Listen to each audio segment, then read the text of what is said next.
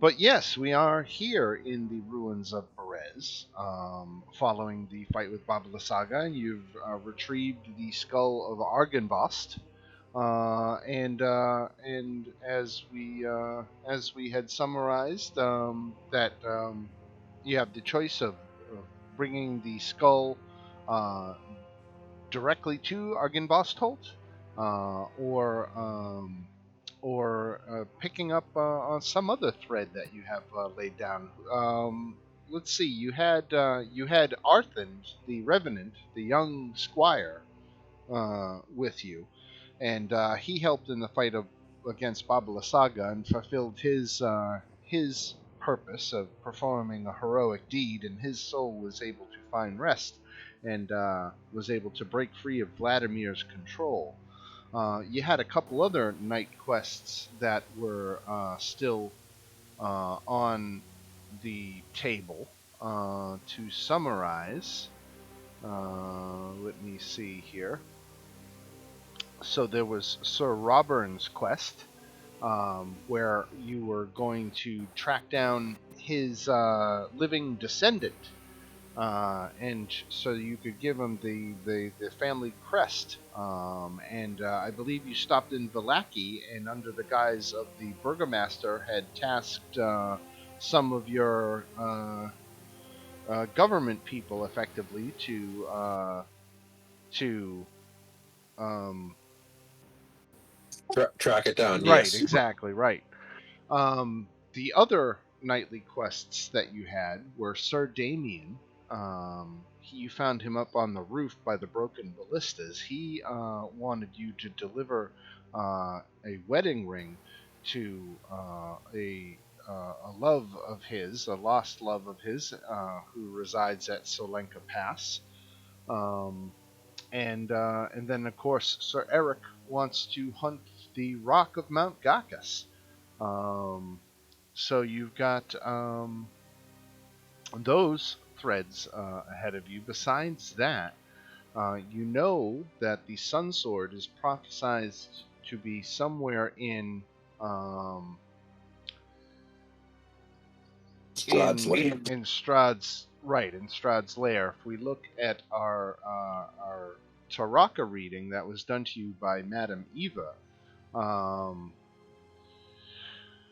item number 3 talks about a sword of sunlight that will be a very powerful weapon against darkness, um, and you must find it in the womb of darkness. Um, so that is an open thread if you want to make a stab at getting that out of the castle, or generally exploring the castle. That's always open to you. And then beyond Solenka Pass, further up into the mountains, there is the Amber Temple way up here, and there's an elf named Casimir who wants to go there because he believes he can learn the means to resurrect his long dead sister. Where did we come across Casimir? Casimir, Casimir, sorry. Casimir sent for you because you had visited the Vistani camp outside of Vallaki, and Casimir was looking for a band of heroes because the Amber Temple is rumored to be a very dangerous place. And so Casimir kind of contracted. He reached out after learning about your presence here in Barovia to contract your help. Okay. But right now we're still at Baba Lysaga's house. Right. The ruins of Berez, right. Okay. Yeah, because we're gonna go. If you guys think this is best, I'm trying to think out the best path. We drop off the skull. We go to the Mad Mage. We stop by the town to see if they found anything. Do we want the only thing I'm not sure of where we do the turn in the gym or the wine place? Oh yeah, the winery will be looking for that gem, right? But if you can talk to any of these Society of the Feather, you might be able to get that delivered. So stop when we stop by the town. Stop at the inn and see if they can do it. Right. They might be able to take possession of that for you, right? So you're suggesting kind of a like let's do a lot of the small errands that we have on our list. Well, we should. I want to do the skull to see if we can stop the revenants from coming after our ass. Yep. I'm on board. So we got to clean them up sometime. And then I want to go to Mad Mage because I'm looking at the gold and plat we have, the money we have, and we can enchant pretty much get everyone at least a magical weapon. That sounds good. And then stop by the town, give the gem, see if they have the thing, pick up the old guy on the way out of town, and start heading up the pass.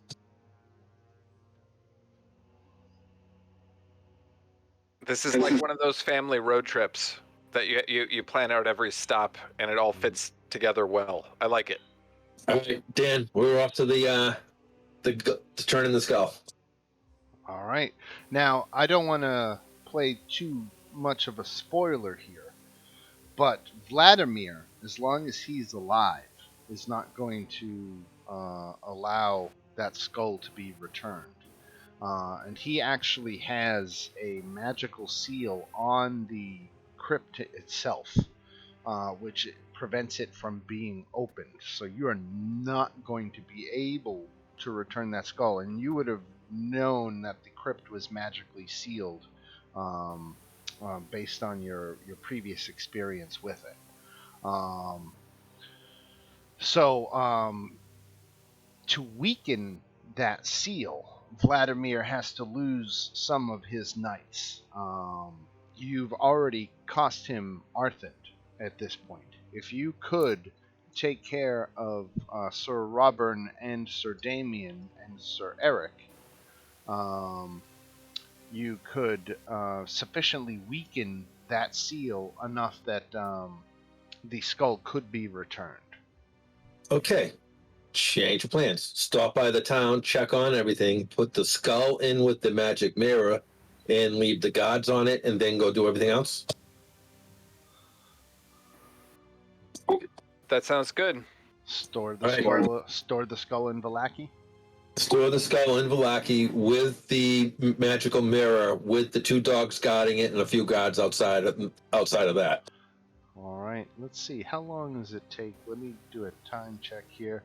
It is later in the day. It is actually not too late. It's like 2 in the afternoon. And by the time you get back to Vallaki, it's still light. It's still like 4 p.m.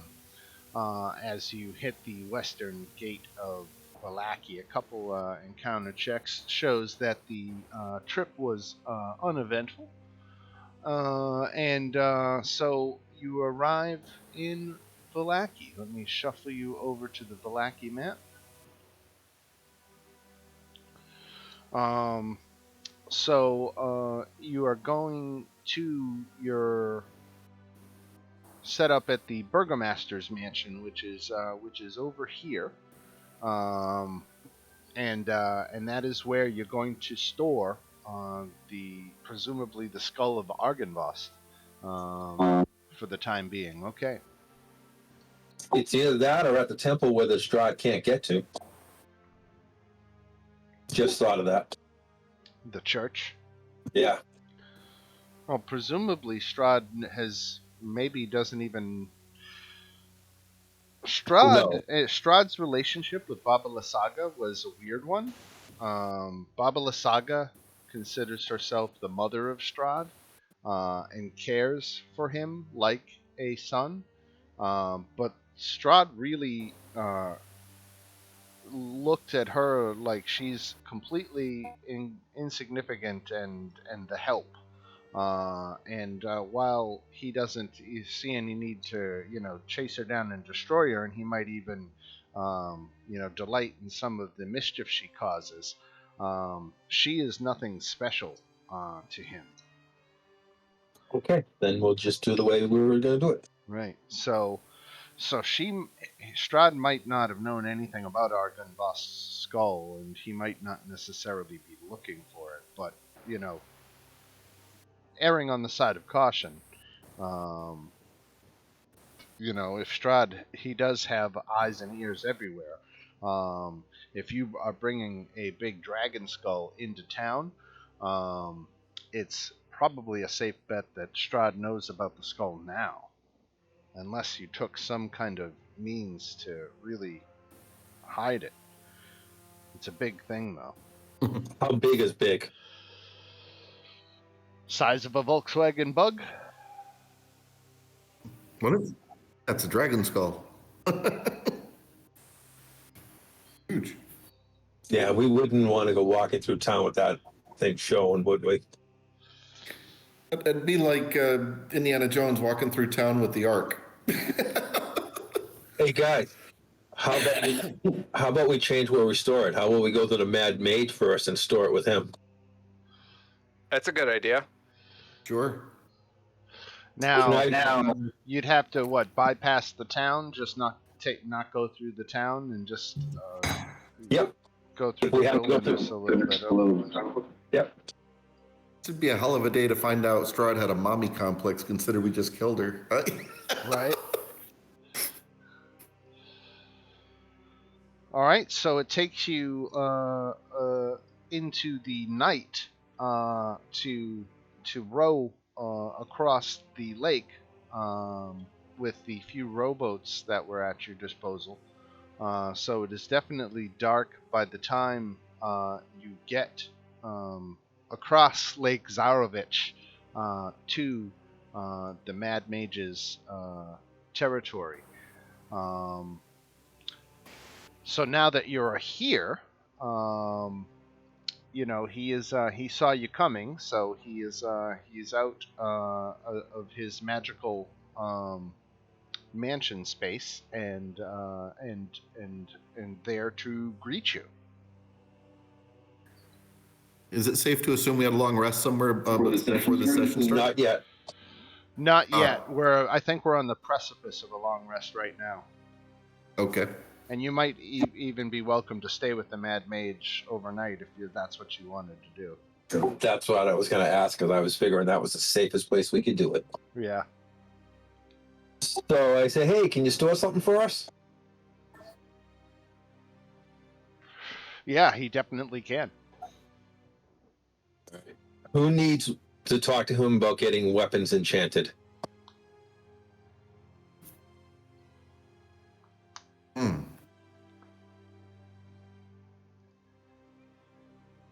Wasn't it the...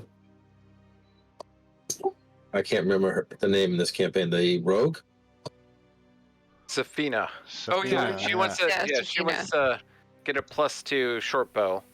I guess I wouldn't turn down a rapier, but it's not the most vital thing in the world.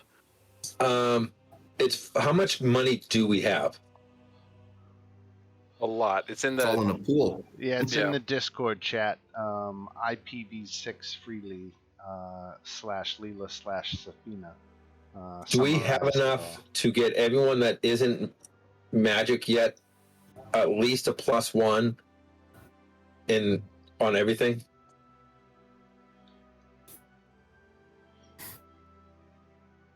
Well, who doesn't have a plus, say I, on their primary weapon? I Primary weapons mostly like spells. I don't know. I got some crossbow bolts. I know the paladin only has a +1 because I put it on there with my daily thing. Right. I mean, actually good. So it'd be the paladin, the rogue. I would take my +1 back onto my mace, so that way I'm the only one that could possibly drop it, and we can go from there, right? Because we can always come back to the Mad Mage when Chris returns next week. If there was something that he wanted, you know. You guys want to do that? What's that? Enchant those weapons. We'll do the paladin's weapon, and you want the rogue to have the bow and the sword. I think just the bow would probably be okay, but yeah. No, if we're gonna do it, we might as well do it in case we're in close combat, because you use both readily, don't you? The rogue, you mean? I think, yeah. I guess she does.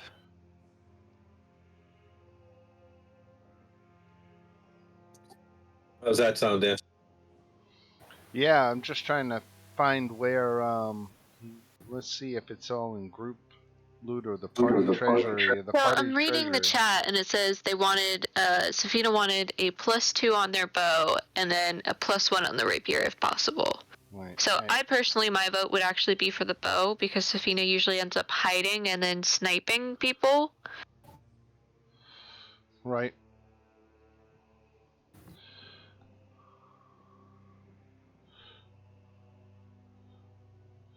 Oh, I see. Okay, there it is. Okay, I've got it now. Yeah, so it seems like there's plenty of money, and you don't necessarily have a lot of other stuff to spend money on. So if we wanted to spend, what's that on Safina alone? That would be what, 6,000? Yep. All right, so that would take you down to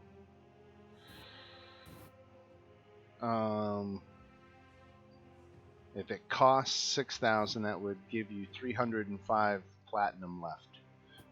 So you've still got thousands of gold. You don't have.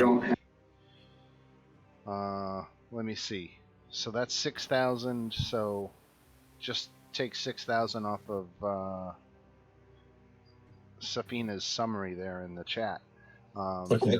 There's still more than enough. Still more than 5,000. And then why don't we take the Paladin's weapon to a +2 also then? For another 4,000 or another 5,000? Another 5. And then I can just use my enchantment on my whatever I need it on, and that way we're covered on everything.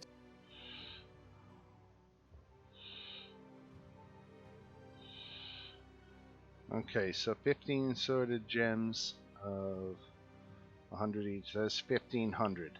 Let's get rid of all the gems. There's 1,500. Then there's 2,500 in jewelry, so that's 4,000, right? Yes. So I need 1,000 more? Yes.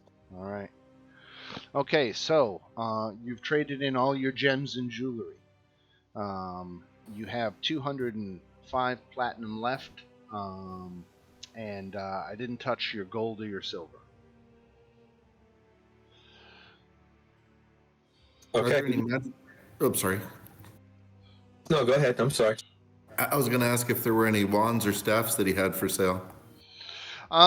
He doesn't have the components here in Barovia to make a lot of stuff like that. So simple enchantments are possible, but he doesn't have. He can possibly repair magic items, and he does have a specific inventory of magic items, but nothing that he would necessarily have for sale.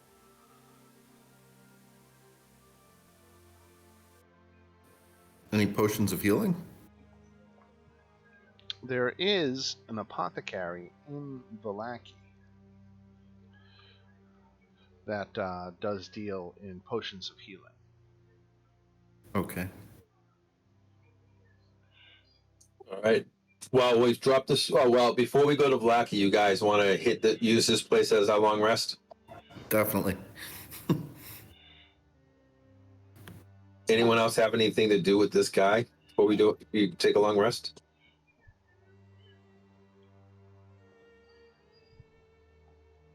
Right. A long rest and then Vallaki, Dan? Then Vallaki in the morning or beyond? Vallaki. Well, we have to stop by Vallaki to check on another one of the Knights quest. Right. Then on the way out of Vallaki, we got to stop at the camp, pick up the old guy, and then stop at. Yeah, and then go. And then was there anyone we had to pick up in the gun, whatever that revenant place is, before we head up the pass? Did you want to deal with the rock while you head up the pass? Because then you could grab Sir Eric too. Yes, that's what we want to do. That. Oh, we have to stop at the inn to deliver the winery. Yeah. All right, so long rest it is, and the next morning you do deliver the winery gem to Danica and Irwin, the proprietors of the Blue Water Inn in Vallaki, who are also part of the Society of the Feather network, also family of the people who operate the winery in the western part of the valley. So that is 2 winery gems that you've recovered for them now. One from Winter Splinter in Yester Hill, if you remember that fight. Oh, we never went back and checked to see if there's anything left there. I don't know that there is. Okay. All right, let me advance this clock here. All right. And also, while we're in town, check in on this, see if they've found anything out on the ancestry. Right, and they did. They were able to track it down. It took a little while because there was a fire that destroyed some of the records a century ago. But one of them were able to cross reference with another surviving tome and found the answers that you need, and you traced the living descendant to a young woman who is a resident of Vallaki. I guess on the way out, we're going to stop and see her. Don't we have to give her something from him?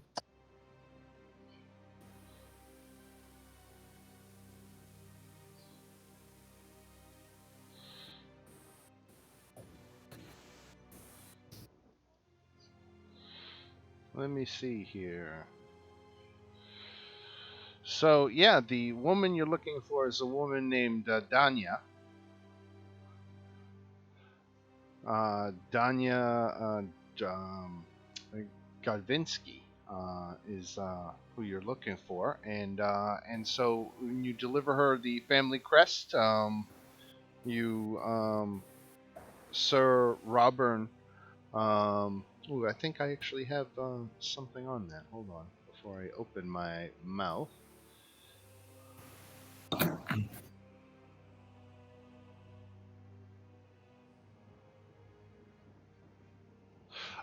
So yeah, she's overjoyed at receiving the family crest, and she says that they were all raised on tales of brave Sir Robert, and are filled with pride upon hearing that those tales were true. And you don't know it, but now that the crest has been given to this descendant, Sir Robern's soul has also found fulfillment and is released from his revenant body and has found peace. So that's 2 down.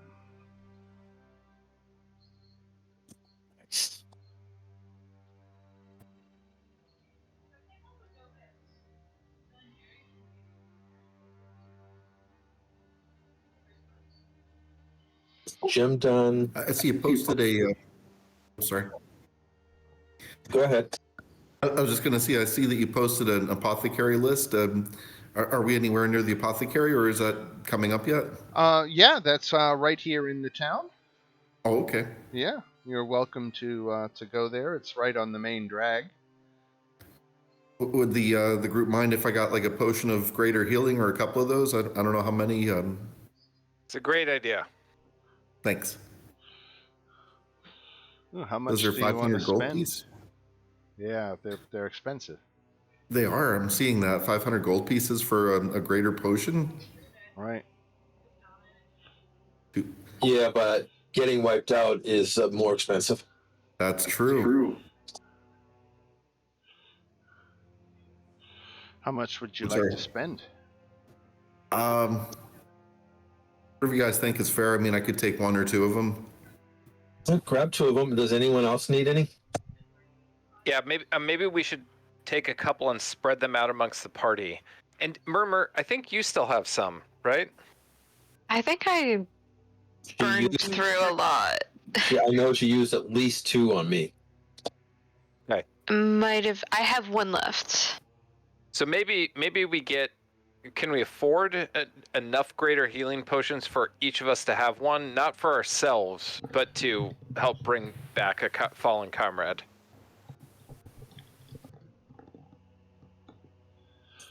Sounds good. Do we have enough for that, Dan?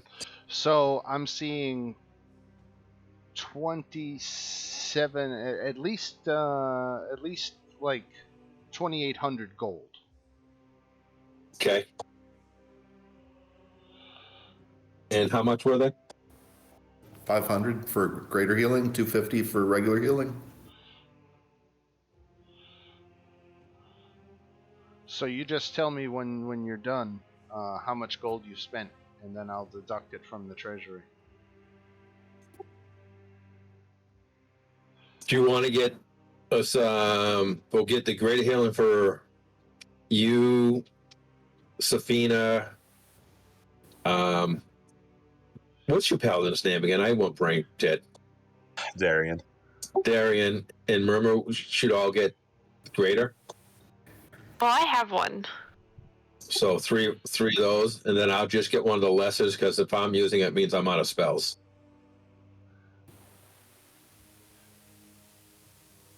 I was going to say, who needs greater the most? Because I also have some of my own healing. So it's not I'm not the most important person to get one of those. Take one because I can give it to other people fairly easily. Actually, yeah, I have healing. You have healing. Why don't we give it two? Murmur already has one. Why don't we give 2 to both? Why don't we give 1 to each of them and then get a couple of the smaller ones? So we keep something in reserve. Yeah, I like that idea. All right, so 1 greater to each of them and 1 lesser to each to all 3 of them. So that would be 1,250 total. Sounds about right. Okay, so and we get 1 greater and 1 normal healing potion, right? That's what I'm trying to do. So all 3 of you would have that.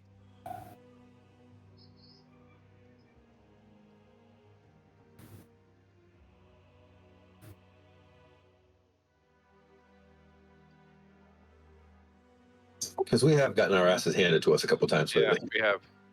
I think that's a good idea. So at this point, that leaves you with 45 gold and 150 platinum in the bank. Still a lot of money, so that's fine. Has anyone else noticed that weirdly in D&D Beyond there isn't just a potion of normal healing? I'm seeing that. What a weird thing that is. Okay, Dan, you can help me remember this. I'm giving myself an elixir of health, but it's not an elixir of health. It's a potion of healing. I just can't find it. Potion of healing, I think, is not even a magical item. So if you have it filtered by showing only magical items, it's put under gear. It's not even a potion. Right. It's so weird. Oh my gosh, you're right. Okay, I found it. Yeah, just literally type in healing and it says gear. It's okay. I got you. Thank you. See, that's what they guess happens when they allow too much 420 at work.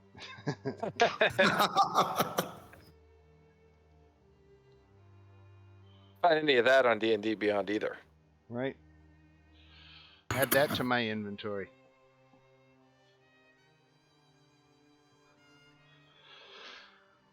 All right. Any other business here in Vallaki?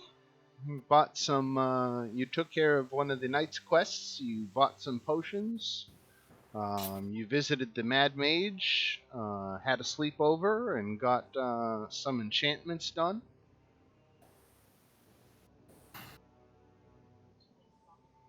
All right. I guess it's stop by the little village, pick up the old dude, stop by Gunbuster, whatever it is, pick up the other guy, go kill the bird, and hit the Amber Temple. All right. Sound like a plan? Let us rock and roll out of the western gate here in the early morning hours of day 15.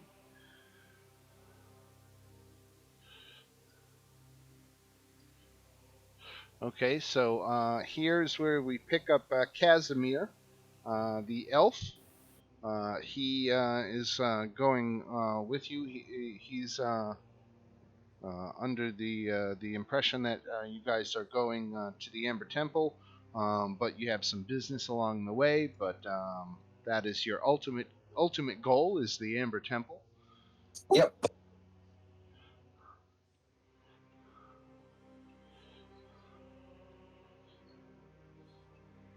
All right, that takes about an hour to get that far, and we're at the turn for coming off at our Ginvost Holt. A couple of random encounter checks show that there was something on the way. Let's see what we have. So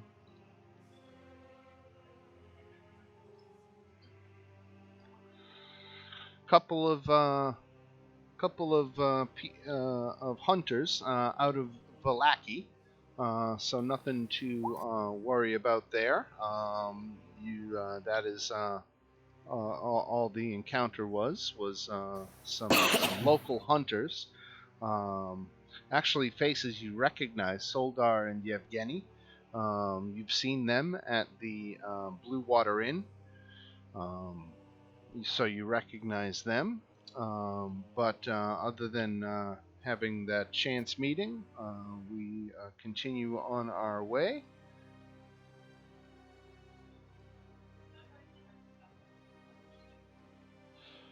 Another half an hour takes us to our Ginbust Holt, where, without the need of transferring us to other pages, we can say that you go in and you find Sir Eric. And he is eager to get that rock, and he knows that there is a a gaming trail off the side of Selenka Pass that should take you up past a cliff face. And into what he thinks or suspects is the rock's nesting grounds. So he thinks that he can take you to hopefully right where the creature lairs. So with Sir Eric now joining the party, I think we are ready to hit the road again. It is still about 9 in the morning right now as we come up to the Raven River crossroads up here. And you're at the turn that would take you either to Lake Baratok to the north or the Selenka Path to the south. And you are heading down the Selenka Pass. Or I should say up the Selenka Pass as it gains an elevation and you start noticing the drop in temperature as you climb in elevation. Let's do another random encounter.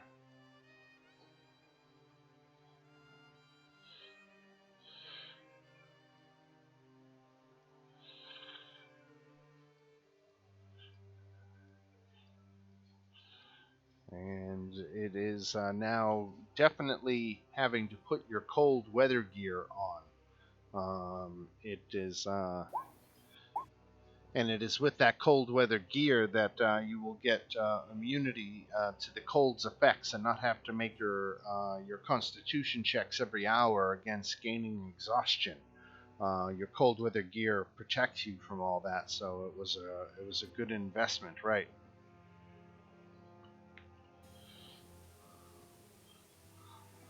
I think. Do I have the handout for extreme cold?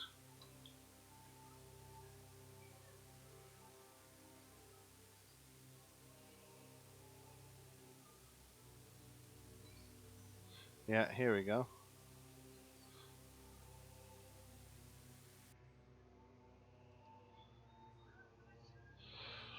So the cold would have required Constitution saving throws or gaining levels of exhaustion. Um, that's when the temperature is below 0 degrees Fahrenheit, which is what it is as you get up here into the higher reaches of the Solenka Pass.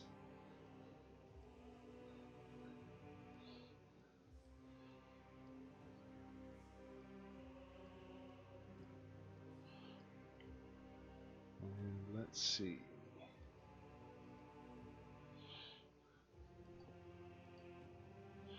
Everything's quiet, as one would hope for on the trip. We also have to stop at the bridge. Right.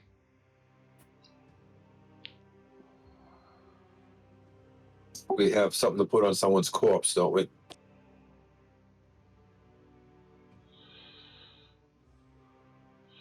So I keep saying wedding ring, but it is a proposal ring. So he intended to propose to another member of the order as soon as she returned from her post on Mount Gakis. Unfortunately, she perished atop the tower at Solenka Pass shortly after Arginvostolt was overrun by Strahd's forces. So it was an engagement ring. To be more precise here. So Damien has asked you to deliver it to Almathea's body in Solenka Pass. Now you know from your previous visit that atop the tower that was just on the other side of the pass. You know, I've got the map. Might as well throw you guys on it. I think you guys are probably all up on the bridge now, right? So we'll move everybody. We'll just go down here.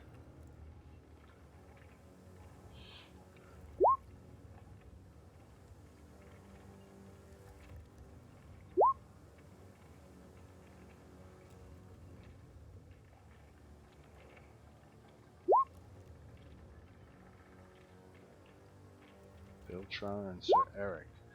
Alright, so here's our party tonight. So, you know, on top of this tower here, that there were a number of bodies.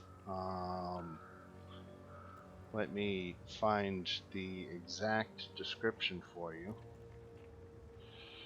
of Solenka Pass, Area 6. So, So at the top of this guard tower were these 10-foot tall gold-plated statues standing atop the battlements facing outward, each one depicting a female human knight holding a lance. And the cold wind stirs the snow under which you can see human skeletons clad in rusty mail.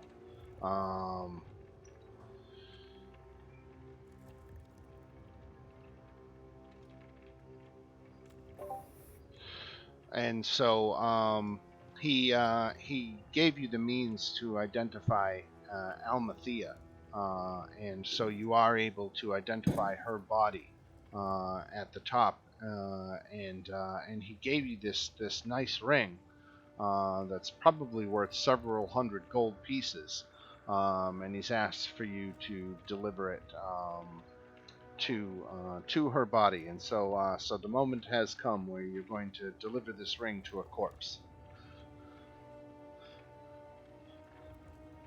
Okay. Let's deliver the ring. All right. No second thoughts. Deliver the ring. Deliver the ring. As I do it, I keep an eye on Sophia. Right. And there's nothing visibly happens. The cold wind just blows, and the snow stirs all around you, and it's a biting cold. But somewhere on the other side of the valley, at the base of Mount Gacchus, Sir Damien Hargrove has found fulfillment and is released from his revenant body. So that is Sir Robern that you've taken care of, Arthend, and now Sir Damien, leaving only Sir Eric.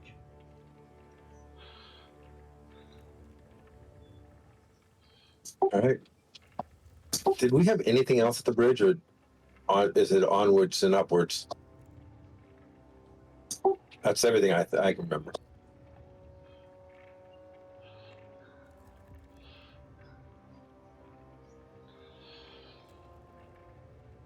Well, the bridge is just to your north, if you guys want to start walking that way.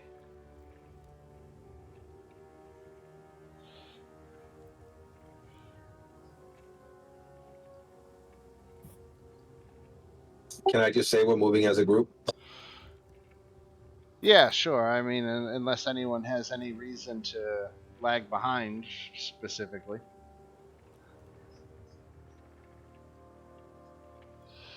All right. Remembering what happened last time. Right.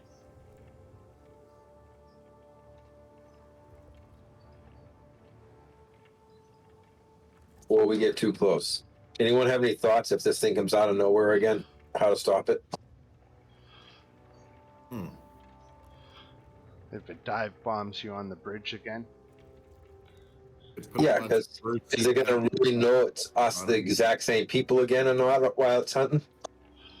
So the question is if we can kill it somewhere on the bridge, or get it to. Or to stop it from moving. I don't know why that rolled. I'm sorry. That's all right.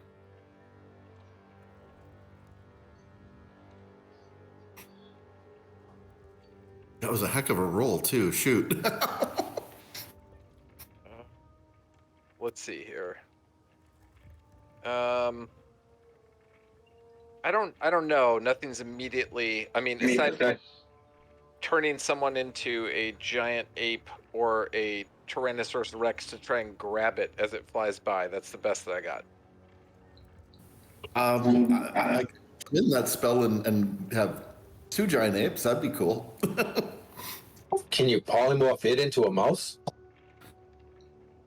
If it misses its saving throw, yeah. Say, I don't really have I don't have great range, so this just might be a crazy idea. Is maybe, do you have like a bird you could change me into? Giant eagle. I have something that I can attack. I'd have to be like that terrorist, that thing in the last fight. I do like the idea of turning it into something, because you and I can both cast polymorph, and so it's gonna have to make 2 wisdom saves, which seems like it could be like a disadvantage almost. Yeah, if it's within 60 feet, we can do that. Now, my spell save DC is pathetic for a 7th level wizard, but maybe yours is better. There's the rub. I don't think it's much better. It's a 14. Mine is too. Okay, so a rock. What kind of wisdom would a rock have, do we think? It's only one way to find out, I think. I love the spirit. Let's do this. Is it safe to say it's a bird? That's if it's even there. That's if it's even there right now. But, all right, moving forward.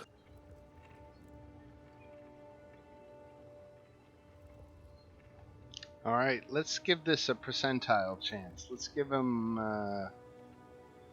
Anytime you cross this bridge, let's say there's a 20% chance that the rock is near enough to notice somebody on the bridge and take advantage of it.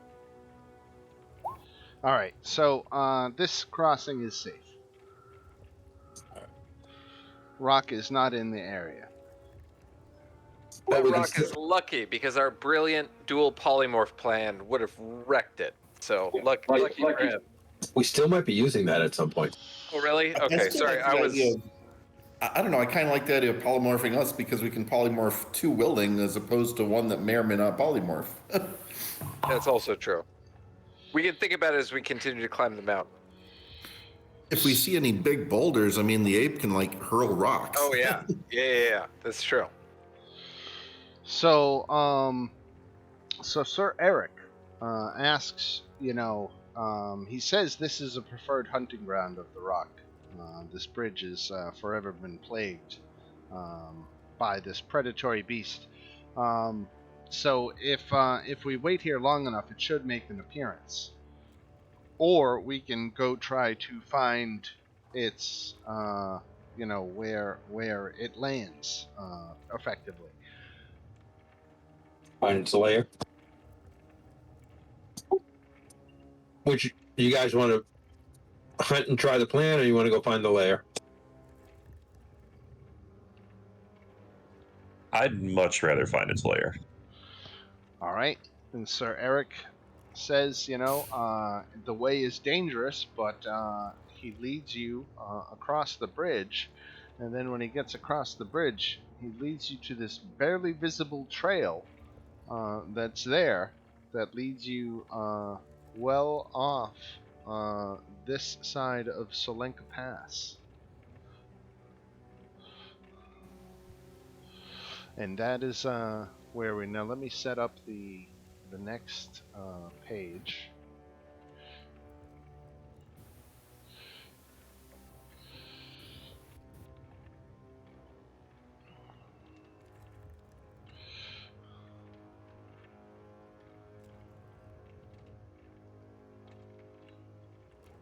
Just bear with me a moment while I set up the tokens for the next page.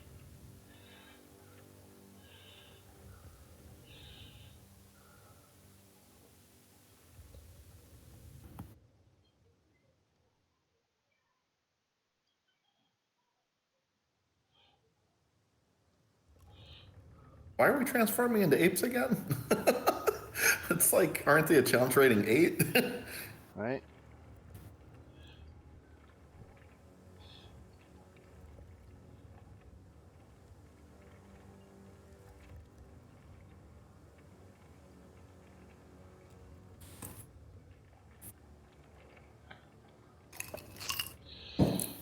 Alright, just bear with me 1 second. Checking one more thing.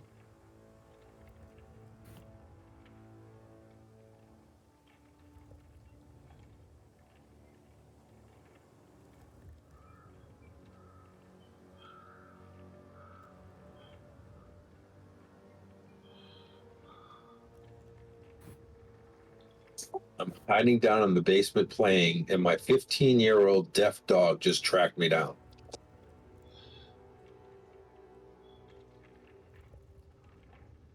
Oh, shit.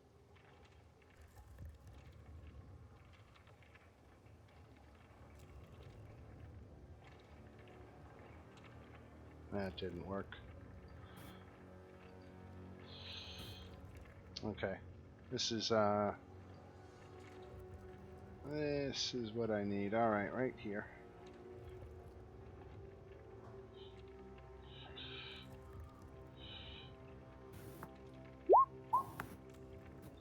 And if I drop you on the right layer, that would help. Layer, token layer. Alright, Bardor. Can you see that? Yeah, looks like a fun place. Alright, let me drop all your friends so they can join you.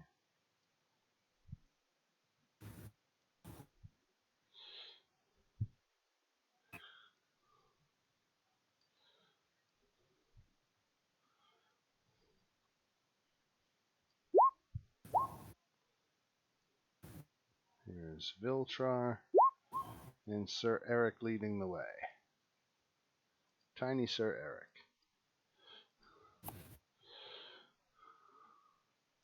I'm sure you are putting us on this map just to show us how beautiful it is, right? Right, exactly. Visually. Yep. Okay. I appreciate it. It's obviously very safe and free of any combat challenges. So Right. this Hey, is great. That looks like the safest bridge I've ever seen. Yeah. And I'm sure the 500-foot arrow, which is oddly specific, is provided for no mechanical reason whatsoever. Now, just to give you a sense, because it's hard to tell, exactly how is that a 30-foot drop? Is that it's meant to be that is a very, very big drop. So it is, the way is treacherous, and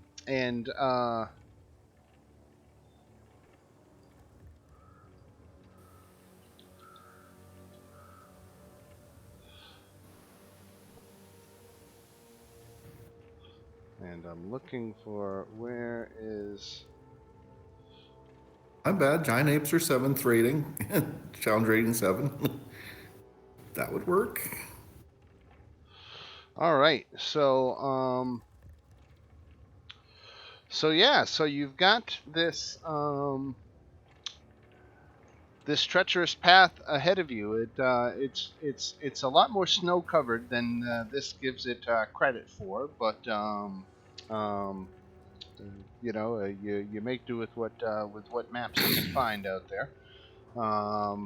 This was a lush and green map that I tried to winterize. I think I did a fairly good job of it. But you are free to establish a marching order of how you want to get across. Now, crossing this bridge here is going to be an acrobatics check to get across. And you can devise whatever tactics you want to mitigate the risk of falling.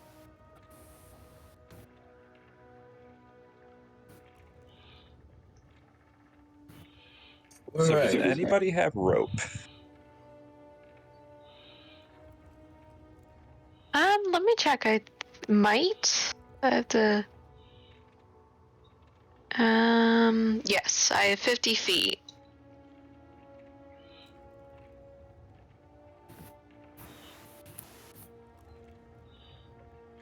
So that's probably a pretty decent plan to have all of us on one side holding onto a rope as someone else crosses. And we do that just kind of a few times one way and then reverse it for the other people. I would have the person that goes first and last have the best acrobatics, though, because those are going to be the toughest because they're unassisted. I agree with that. And for that one, I could just, how wide is the gap, Dan? Sorry. That gap right there? Where the bridge is. Yeah, only about 20 feet across. Yeah, so theoretically, I could even Misty Step across. Right, you could. Yeah, but what does that spell level does that burn? Second. If we have someone who's good at acrobatics, that is better. I'm not, well, I myself am not terrible at it, I guess. I'm +0. Same. I got Doing acrobatics? Yeah, I got a 4. I have a -1. I got a +2. We're such an acrobatic group that it's not fun. Yeah. I gotta be honest, I'm feeling like a 2nd level spell slot is probably preferable to those scores. Yeah, that's agreed. Those athletics, I'm a +6, but acrobatics, yeah, I'm a shambling zombie. Yeah, so I'll go up to the front of the group, and I will take the whole length of rope, and I will, holding it, Misty Step across to the other side.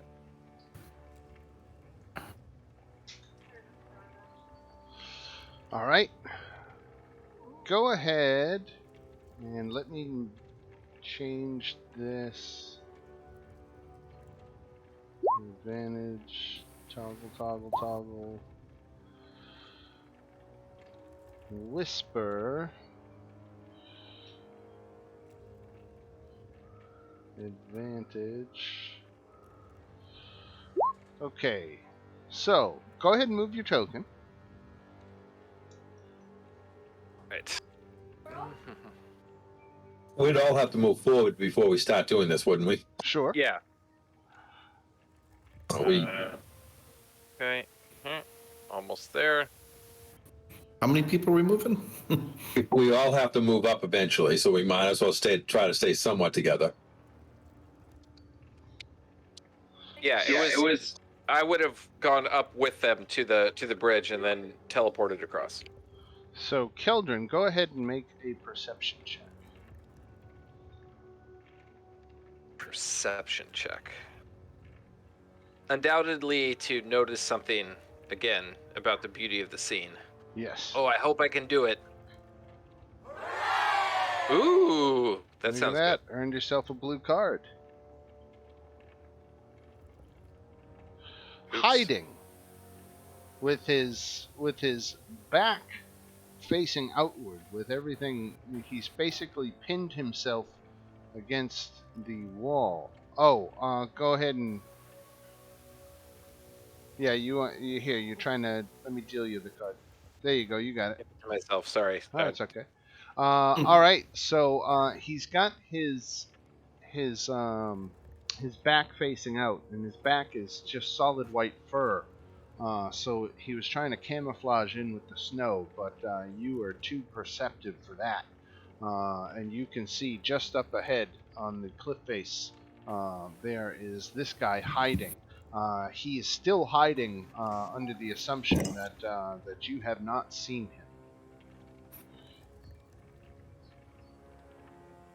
him. He does not seem to be making any sudden movements in my direction. Nope. Okay, I'm going to turn around towards the group and just continue the plan as normal without doing anything sort of rash. And I will. Oh, do I have this spell? No, I don't. Never mind. I don't. I will kind of mouth to them. Yeah, they probably can't see me over 20 feet. Yeah, I'm just going ahead with the plan, but trying to keep an eye out behind me on this creature. Okay. So he's the only one that sees this. Yeah. All right, Darian or myself or Murmur. Who do you think should go next?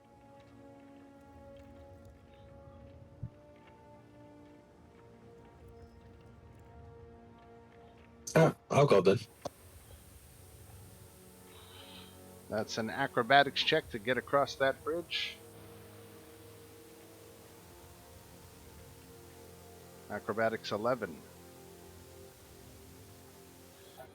Excellent. Well,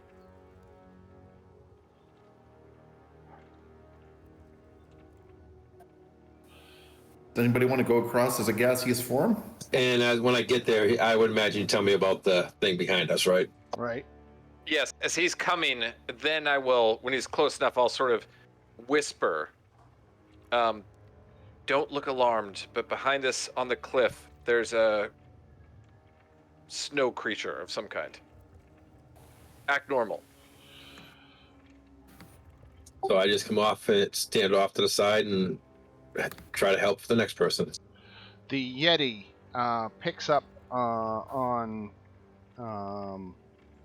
your communication. Does it speak? Does this thing even speak? I should check. It has a language, but it got a 21 on its perception check. So I'm going to take it that it was able to discern that that you had sniffed out its presence, that it caught Bardor glancing in its direction and realized I wasn't so sly. Right. Or between the two of you, the Yeti was just very very perceptive of the fact that he's been found out. So let's roll for initiative.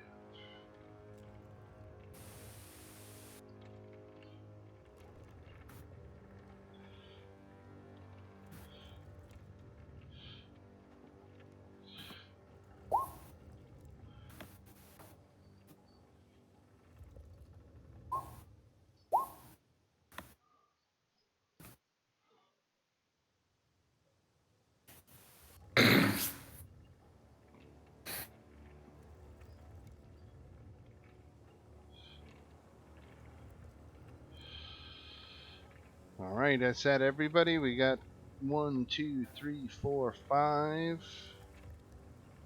And that's what we got. We got 5. Okay. All right, Keldrin, you get the first action of this conflict.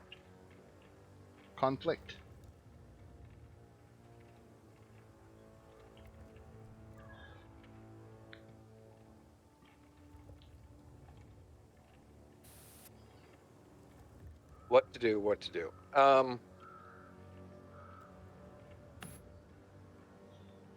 Okay.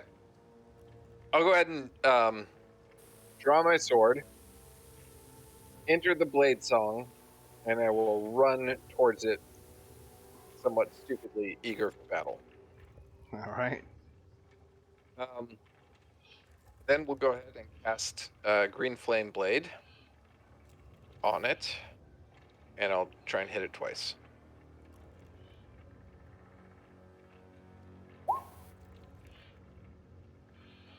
Armor class 15.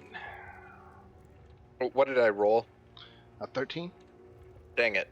Okay, and then I'll try and hit it again. This time it would be without the Green Flame Blade. There's a hit. Okay.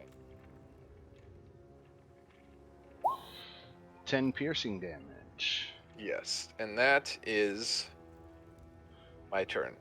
All right.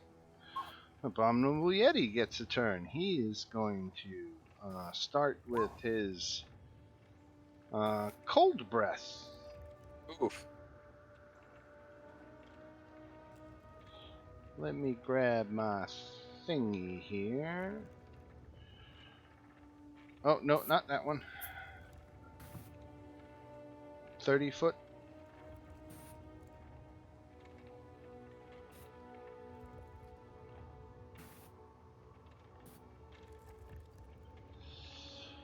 So yeah, all right. He's gonna get 2 of you. He's gonna get Keldrin and Bardor with his cold breath. Oh, let me change it so it's not whispering. He exhales a 30-foot cone of frigid air. Each creature in that area must make a Constitution saving throw.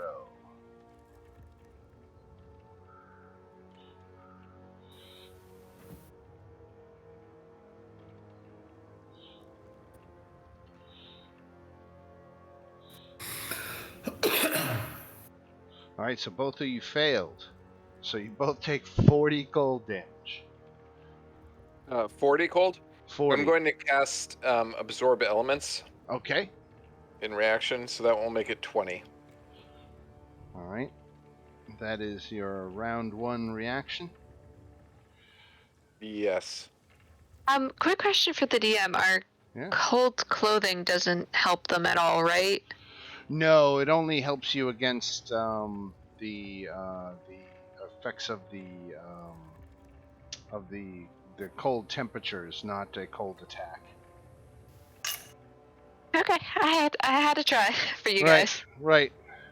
Yeah, no, it'd have been nice if it said it gives you resistance to cold damage, but it didn't. All right, so that is the. Oh wow, and absorb elements only absorbed 1.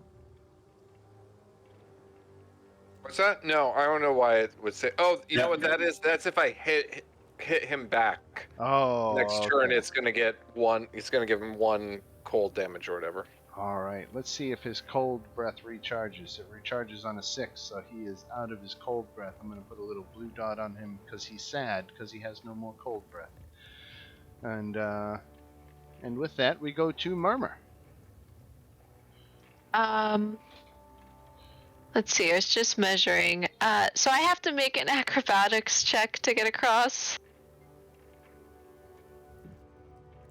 this plank of wood. Yep. Let me just get to here and. Oh, I'm so bad at it though. It's like it makes me nervous.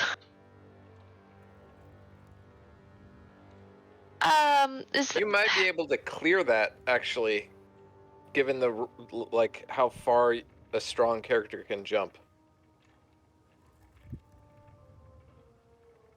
Or at least make it an athletics at that jump. How far apart is that?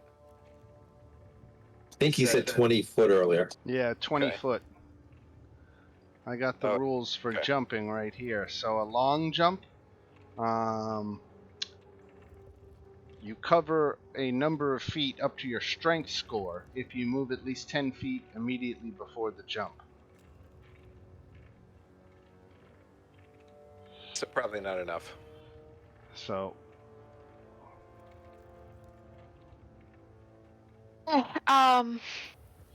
so your long well, jump I had the max rope. is 20, right? Yeah, I'd still be holding the rope.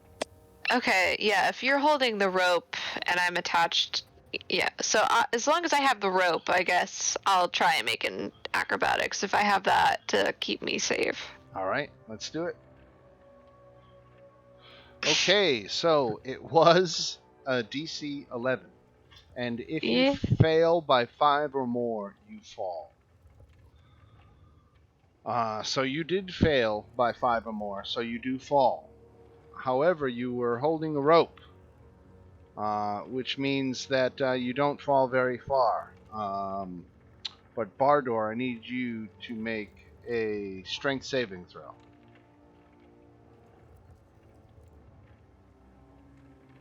All right, excellent. You are not pulled closer to the edge as the weight of Murmur falling draws the rope taut. And with that, Murmur, you are dangling. Did you have anything you wanted to do while you dangle? I was about to say, I can't start swinging to the nearest ledge, can I? Like to the nearest wall? Oh, she can just climb up now. She can climb, right? Yeah, you just make an 'Cause I still athletics have check. movement. You can start climbing, right? Yeah. If I can make an athletics check, because I still have 20 feet of movement, I actually have 40 Sure. walking speed, so. Athletics, yeah, all right. So you can climb up the rope and get your hand on the ledge. You're up.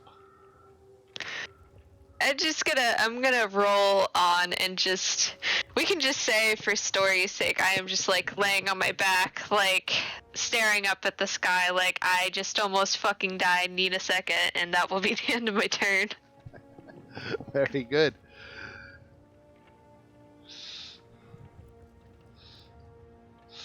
All right, Viltrar. Gonna twin the chromatic orb at level 1. And it's like 60 feet away. I was measuring it earlier for the Yeti.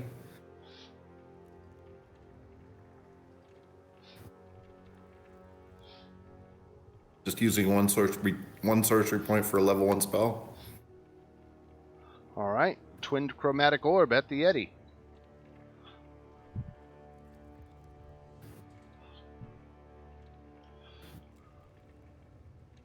Fire damage.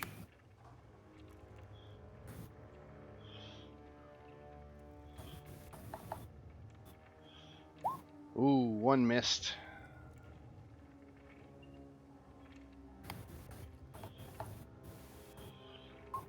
Second one hit.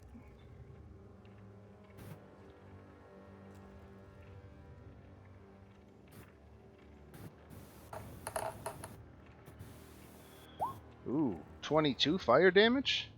Very nice.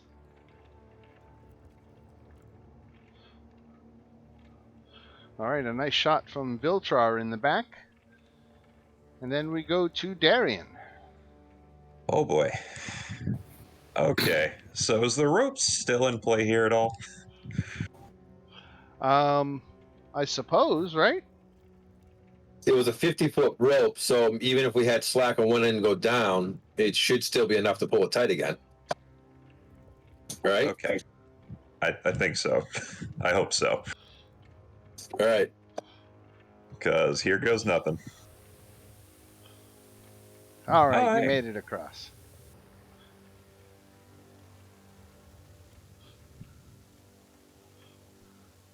Okay, so that was like, moving across that, does that count as like the 20 feet of movement? It does. Okay. So that'd be everything then. All right. I will actually use my bonus action. I'm just going to use Searing Smite. Didn't really mean to roll the damage and everything, but made his con save. Oh well, it didn't actually attack him. I was just trying to display it, but I hit the wrong button. Gotcha. I didn't mean to roll it. Yeah, you have to turn that on for a melee attack, right? Yeah. So I have it on right now. I got That was my bonus action, and then I'll use my action to dash up to him, and then that'll be my turn. All right, bar door. He says, "Ouch."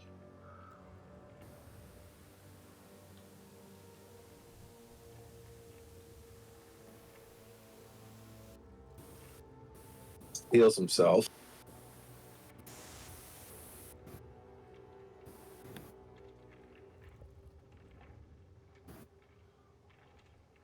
And then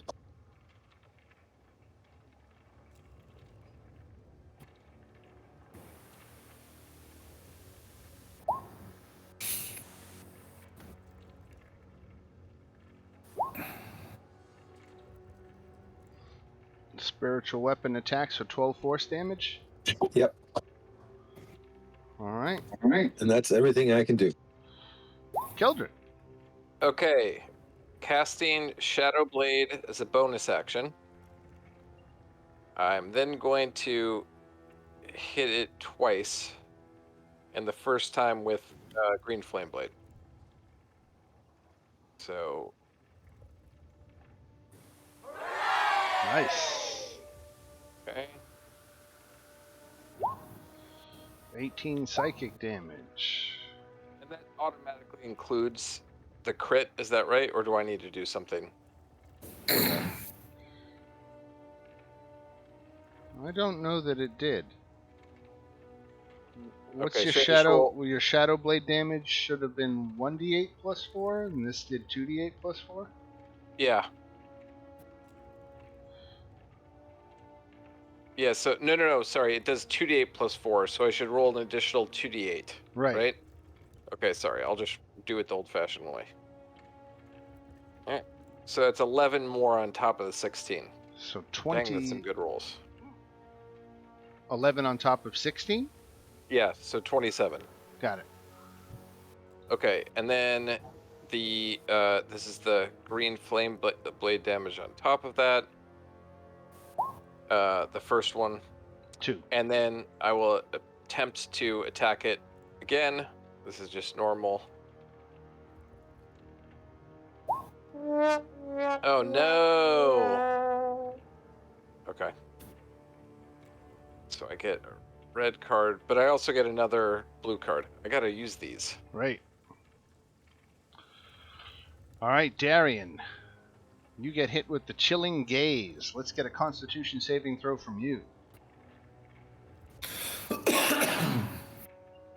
Nice. Okay, Good. so you do not take 66 cold damage and are not paralyzed for 1 minute. And that is all he can do. Oh, wait. Oh, I should read this before I say that's all he can do. Because in addition to his chilling gaze, he can make 2 claw attacks. So let's attack. Let's 50-50 this. Alright, coming at Darian.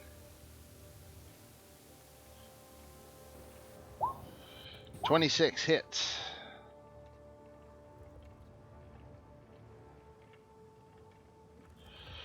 For 20 points of damage. Yeah. Ow. And let's coming at Darian again. Crit. Ow. For 38 damage.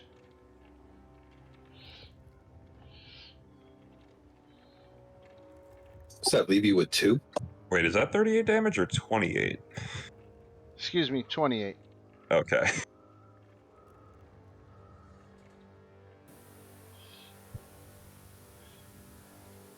Ooh, the wife just brought me a milkshake. Yeah, that hurt. Oh, nice. I wish I had a milkshake. Murmur. Hey. Well, stand back up, brush myself off, and charge on over. I'll go into a rage, adrenaline pumping, almost died, even getting over here. And I'm going to hit it with my greatsword. There's a hit for 12 and a hit for 10, so 22 damage. Actually, it's 22. No, not 22. I'm sorry. 26 damage because I'm raging, so it's 2 for each. 4 more. Got it.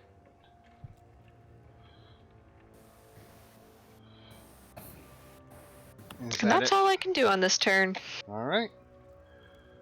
Viltra, perhaps batting cleanup against this Yeti. I'm just going to cast a regular 3rd level chromatic orb fire at the Yeti. All right. Armor class 15 is your target.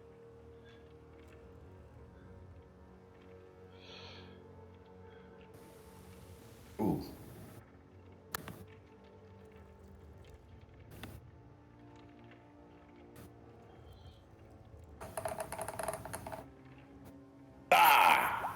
Lousy roll. Oh, rotten. All right. Is that it for the V? Yeah, I think so for the moment. All right, Darian, what do you got? All right. First things first, I gotta do a concentration check. Okay. Or not. Hang on. Concentration check. I didn't realize you were concentrating. Yeah, on the Searing Smite. Yeah, definitely didn't maintain that. Nope. He's got a tough hide. It's a really bad card, too. Alright, screw it, though. I'm just gonna take some swings at this guy. 28 hits. Oh, yeah. 7. Yeah, 7. And 28 again. For 14. 21 damage altogether. You can see he's starting to look a little red there. Bardor.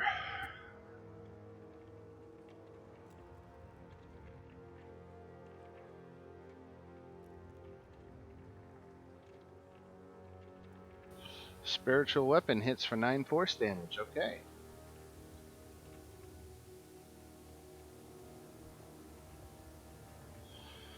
And a wisdom saving throw. Toll the dead. Failed.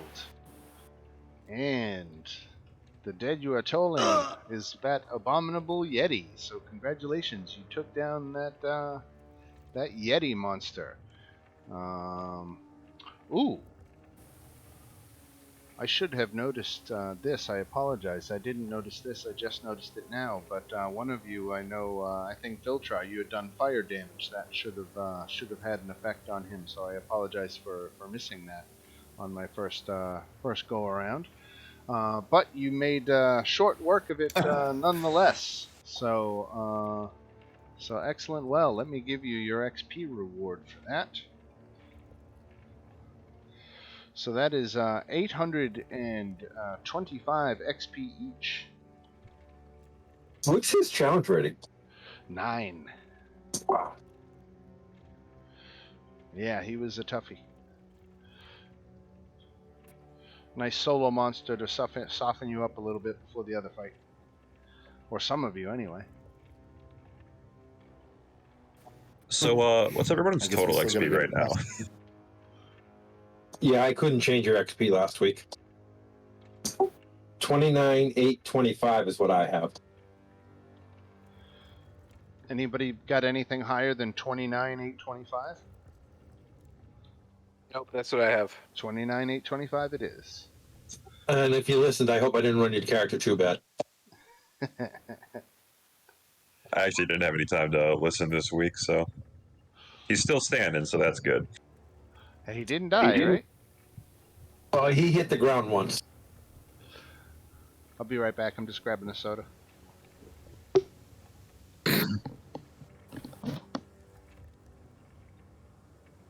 Or you hit the ground a couple times.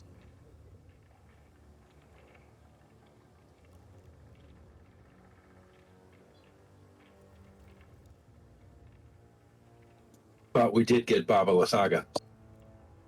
I'm assuming that's where all this experience came from. Yes. She was a tough bitch.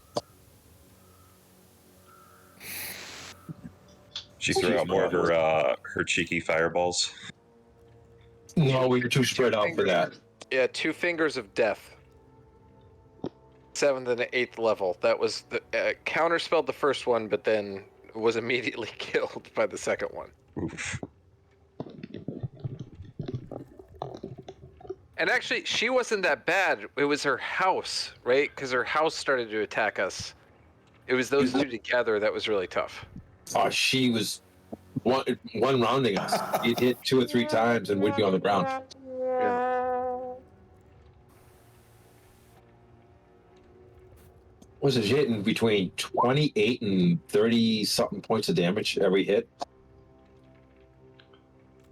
Yeah, it was nuts. Everyone's just automatically making it across. Let's see. DC 11. Is it an athletics or a dexterity check? Acrobatics. Acrobatics, rather. And he's holding the rope still, so I'm holding it still. What do we need, a 5? You needed an 11, but as long as you didn't fail by 5 or more, you didn't fall. So you didn't make it across, but you didn't fall to your death. So now with that, the board got kicked out and has fallen. So now there's no board. I'm just going to cast gaseous form on myself and float across. This is ridiculous. All right. You don't want a couple of us to hold the rope and you can play Tarzan and swing down and back up? A sorcerer, not an acrobat. Damn it, I'm a doctor, Jim, not a trapeze act. Let's see. Dan, can we sneak in a short rest? Sure. You guys want to do a quick one? Yes, I think that would be wise. I'm very in favor.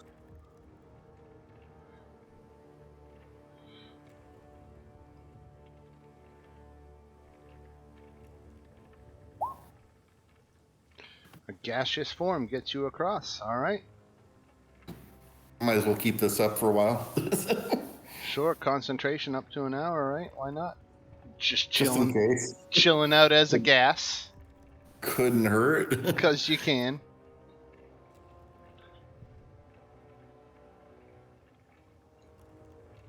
Play Misty for me.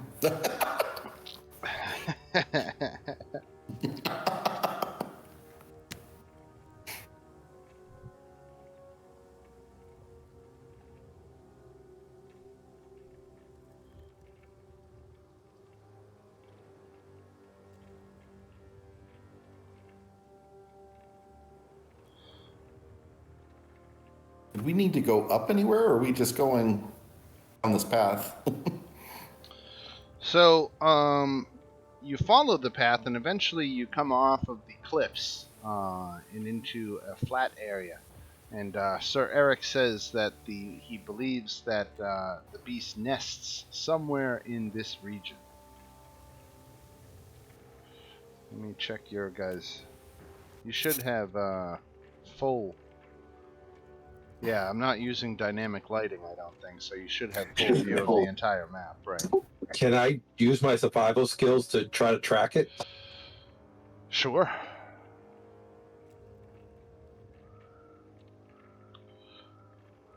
You can make that check with advantage, too. Okay. So I'll roll one more time. Bingo. All right, yeah. So you are getting the nest is somewhere up here. Okay. If you can see my ping. Yep. Gonna stop moving that way. How difficult a climb is it up to the nest from where we are? All these stones are difficult terrain. I think is okay, the but it's not easier like a way to cliff that we climb up there. Correct. Right. Okay, got it. So what we can walk to the flat part over and then go up to the edge. Right.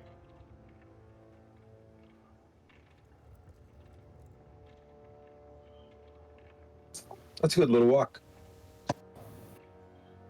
All right, I'm gonna start moving. You guys coming? Absolutely.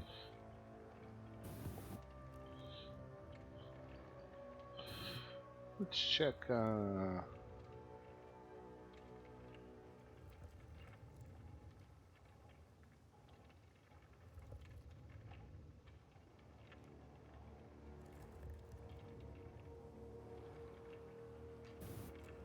Don't forget the polymorph plant.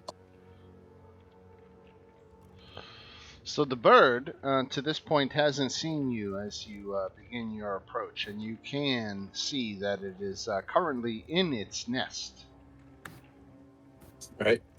Who is a very stealthy one that could possibly neutralize it for get in range and neutralize it while we rush forward? I would be looking at Safina right now.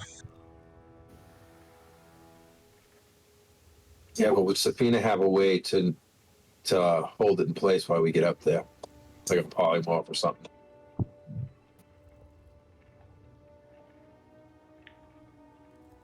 Yeah, I don't really have any stealth type things. I got a +2 in stealth, but I don't know how I would use that with a spell. I mean, No, get up close, you sneak up, and then try to do the spell to hold it. Like try to ambush it. can I just drop a fireball on it and ambush it that way? I mean, we could just all try and sneak up close to it, and Vilmar and I, we only have to be, or Viltrar, sorry, we only have to be 60 feet away.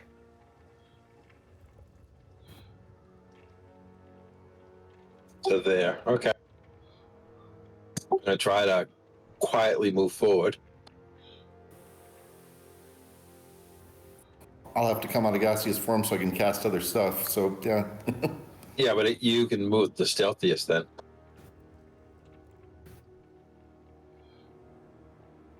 Oh, you mean drift up there?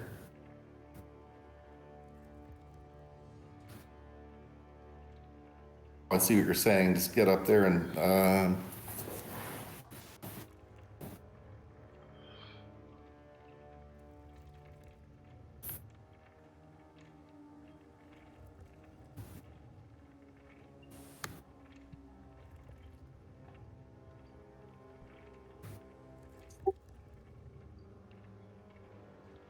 All right, let's give it another perception check. I think it deserves that now. Let's see what we got here. All right, so let's have everybody make a stealth check. And you got to beat a 23. Oof, that's like a Beat a 23? Right. Yeah, that's not happening.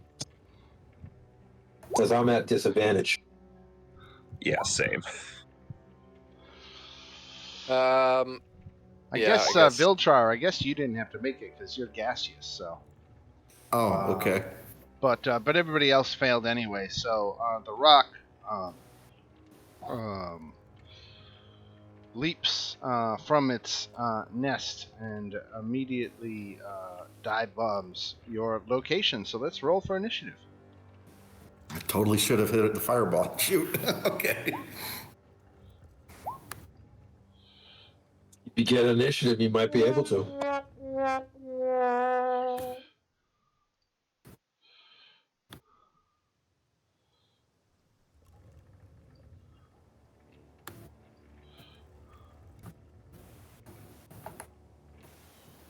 Oh! Nice.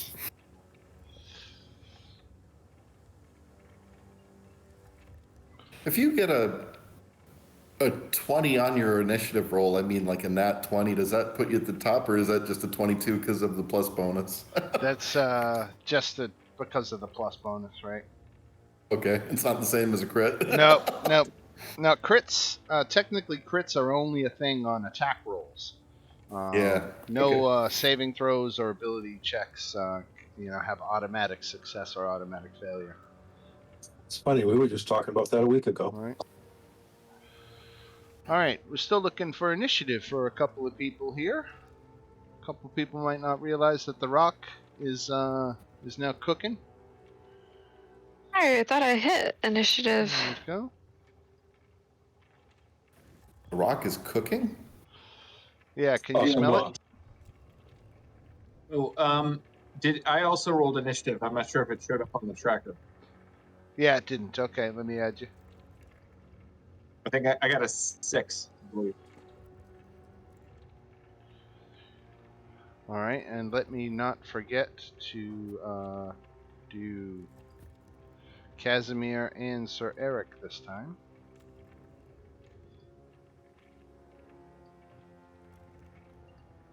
And Viltrar, we start with you in gaseous form off to the side. So if I come out of it, that's an action, right? Is it? That was a bonus action. If you drop concentration on a spell, it might even be free.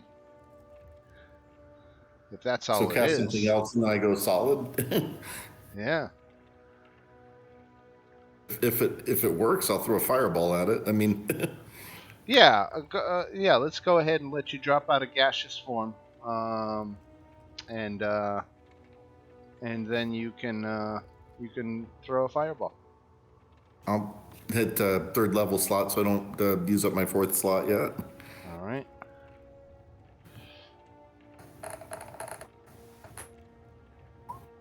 Dexterity save. 6, so that's a failure, so 34 fire damage. You have any fireball abilities? Nope. Nothing like that. Alright, so Viltrar has dropped out of gaseous form and cast his fireball, so he's kind of all alone up on the cliff face over there now. And we got Murmur down below. Hey, don't have too many options. Guess I'll move up to here. I'll take out my crossbow and take a shot at it.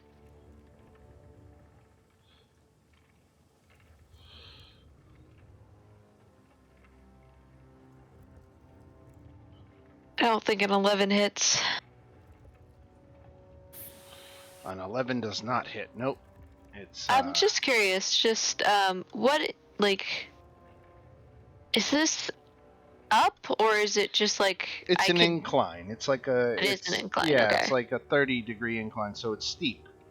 It's difficult terrain, but it is not a vertical cliff. Okay, I just wanted to keep that noted for an extra round to see how far I can get. Okay. Right. All right. And then we go to Sir Eric, who is going to run up, screaming, "Come get me, you bastard!" And he's going to fire his short bow and miss. 2 short bow attacks. He's going to miss twice. And then we go to Casimir. Casimir is a spellcaster. What's Casimir got that can help this situation here? Casimir is going to cast Firebolt. And he's going to hit for 14 points of damage. Look at that, Casimir. Already carrying his weight. Now the rock is going to go. Now the rock is going to dive bomb and attack the first creature it sees in Sir Eric. And he's going to make 2 attacks, one with his beak and one with his talons. And for Sir Eric, he's got armor class 13. So here comes the beak. That hits for 30 points of damage, followed by the talons for another 26. So he deals 56 points of damage to Sir Eric. Doesn't sound good. And Sir Eric is grappled.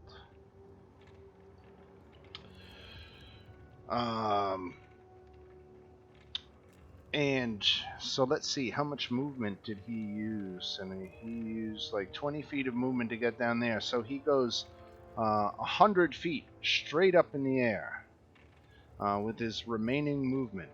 And let me grab an elevation marker. Oh, geez.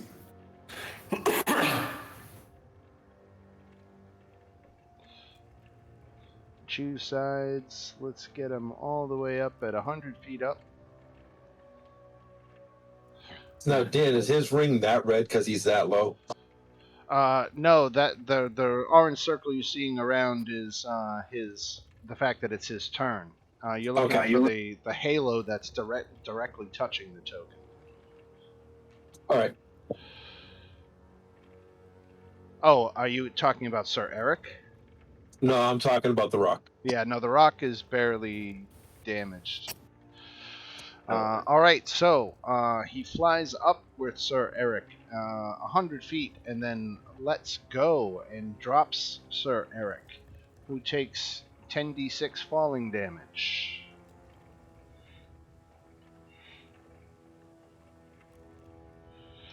So Sir Eric takes another 41 points of damage as he falls to the earth. And that is the That's gotta rock's hurt. turn, and now the rock has ended his turn. He's 100 feet up. And we go to Bardor. Well, that wasn't nice. He's 100 feet away. Yep. Good. What else was it that had the polymorph spell?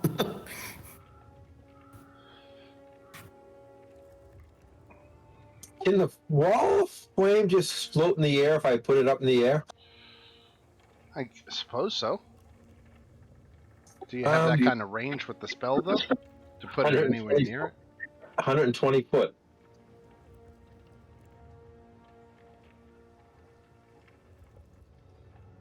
He can just fly around it easily enough. But I was actually, you know how I can make it a circle? yeah. Make it a circle all the way around him. Yeah, but not a sphere all the way around. No, then he'd have to just drop straight down, but he'd still take damage from the first part of it. Right. He would. Right. He would be able to move out of it enough so that he wouldn't take repeat damage, but he would take Actually, Dan, first. I'm going to make it a flat wall underneath him between us and him. Okay. And he'll be on the damage side. All right. So that's a dexterity saving throw for him, right? I think he made his dex save. So 13 points of fire damage. Yep. And the wall is between us and him. Right. All right, Keldrin.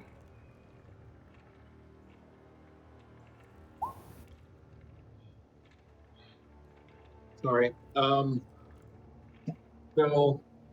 Can you see through a wall of fire? I cannot. I'm going to possibly regret doing this, but I will cast polymorph. Hold it. Sorry, I will hold the action to cast polymorph until the creature comes within 60 feet of my current position. And I'll, with that, I actually will move forward. Like, so there. All right. That's it. Okie doke. Darian. All right. I'll just move right there with my my movement, and I will just ready in action to attack him once he flies down in range. Okay. And actually, on top of that, before I forget, I will cast Shield of Faith on myself. And that's concentration? Right. All right. Viltrar.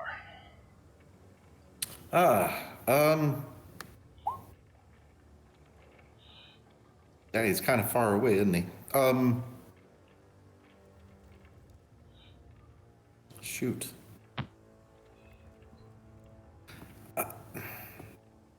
He's still within range of a 3rd level fireball. I think so. Yeah, it's 150 range. Right. Yeah, what the heck?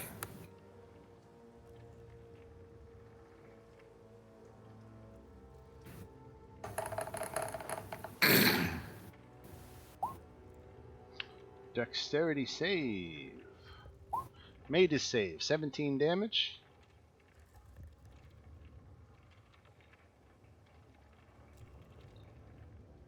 Alright, and if that is it for Viltra, we go to Murmur. Okay.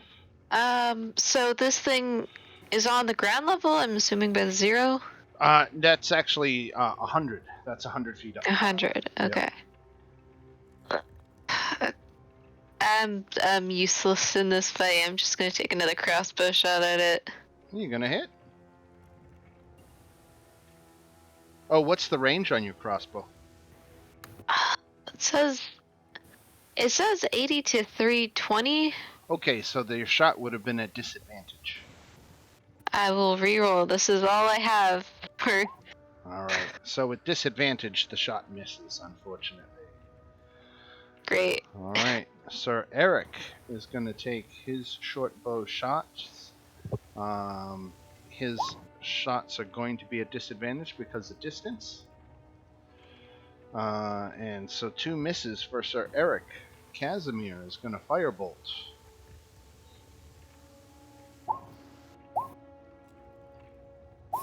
And miss. And Narok is going to go. Narok is going to fly around the wall of fire. He's going to actually go this way.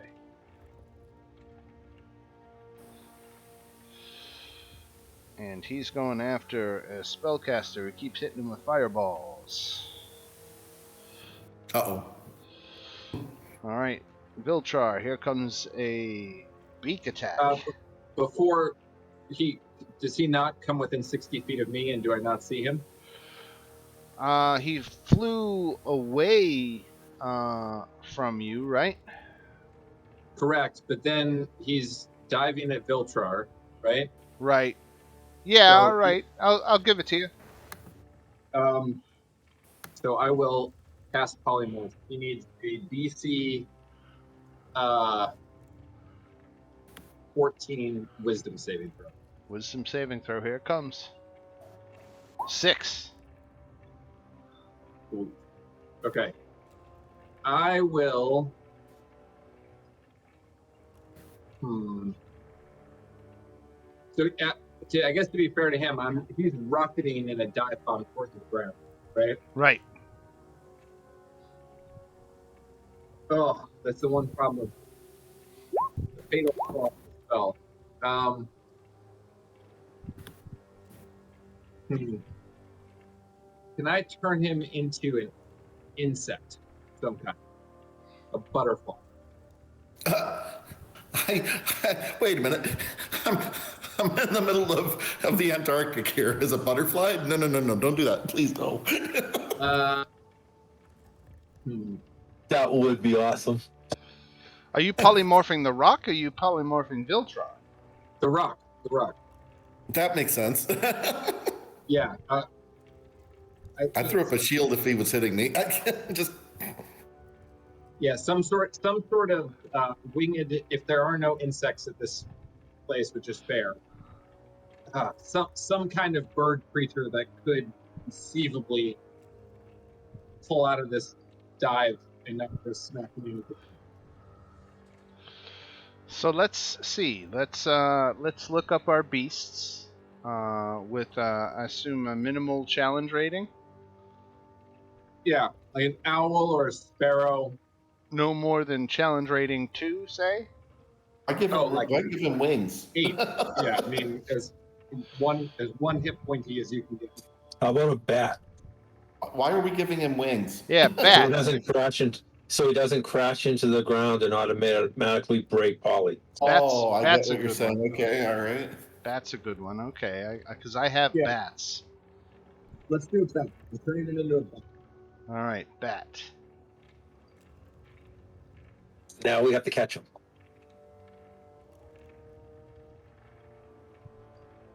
That's your part of the plan. I've done my part of it. I didn't think the audience. Oh, I was thinking of mouse until he was doing Mach 12 at the ground. I was also thinking mouse. All right, so you polymorph this rock into a bat.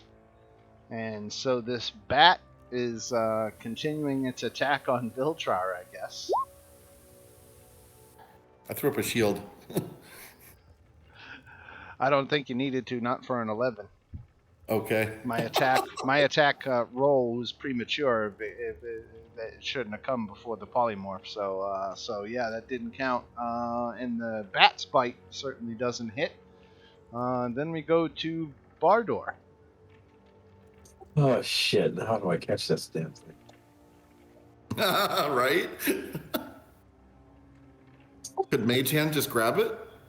I don't have that.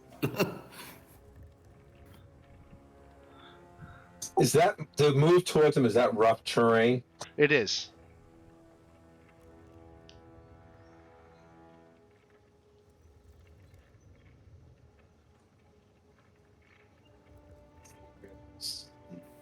I'm going to try this.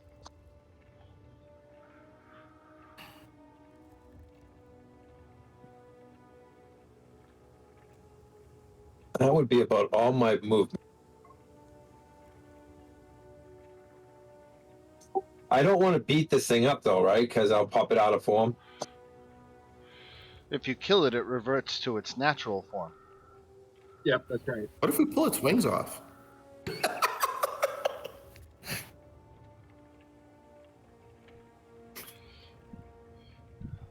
And this is Keldrin concentrating on that polymorph, right? I don't know if this is going to work, but I'm going to try it. I might be wasting a spell here.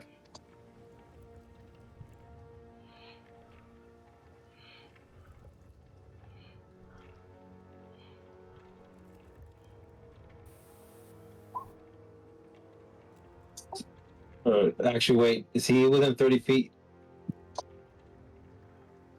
Dan? It's close enough. I'll give it to you because I see what you're getting at. Incite greed? Is there any requisite? Do you have to be minimum intelligence? Because thing's only got a 3 intelligence.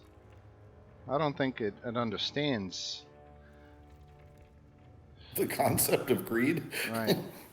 Well, it'd be greed. It'd be like it would see like a flank of meat.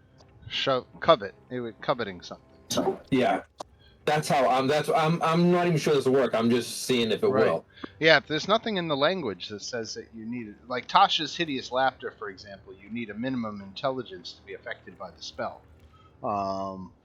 I didn't know if this spell had something similar, but it doesn't sound like it. So, all right. So, incite greed. So that is a wisdom saving throw for this bat, right?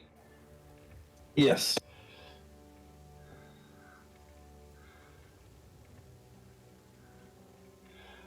Bat has a better wisdom than the rock does.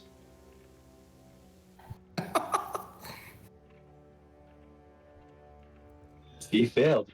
Yeah. So that means he uses his reaction to start moving towards you? Yes, and he can't make any action or bonus action, if I remember right.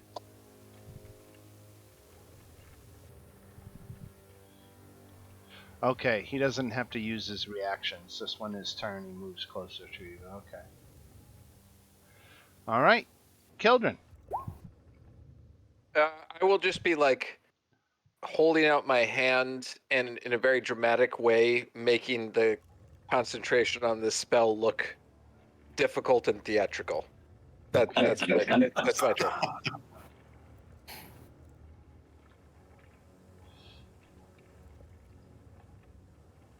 So we have a bat that's behaving like Golem from Lord of the Rings? Basically.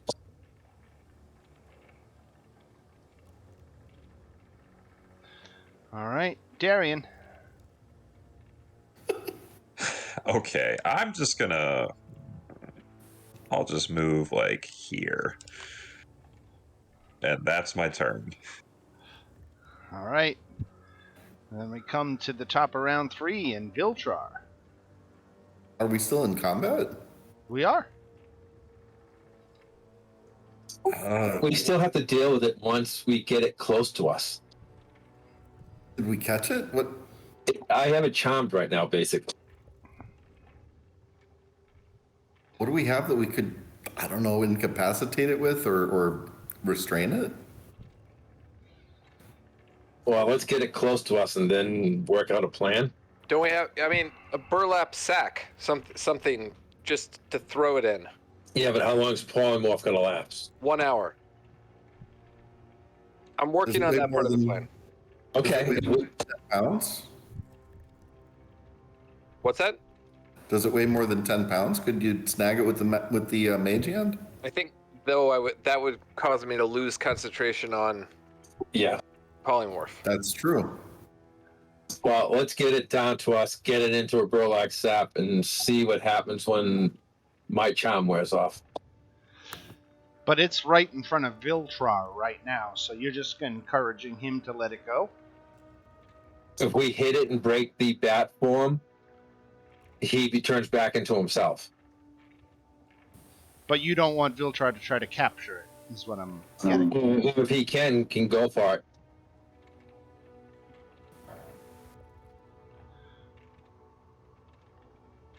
You get a way to capture it? I don't know if Mage Hand would do it. Well, I mean, make a sleight of hand check versus its dexterity. Okay.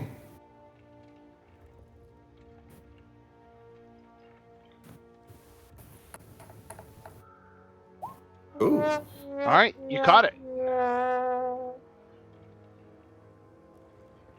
How would we do with it?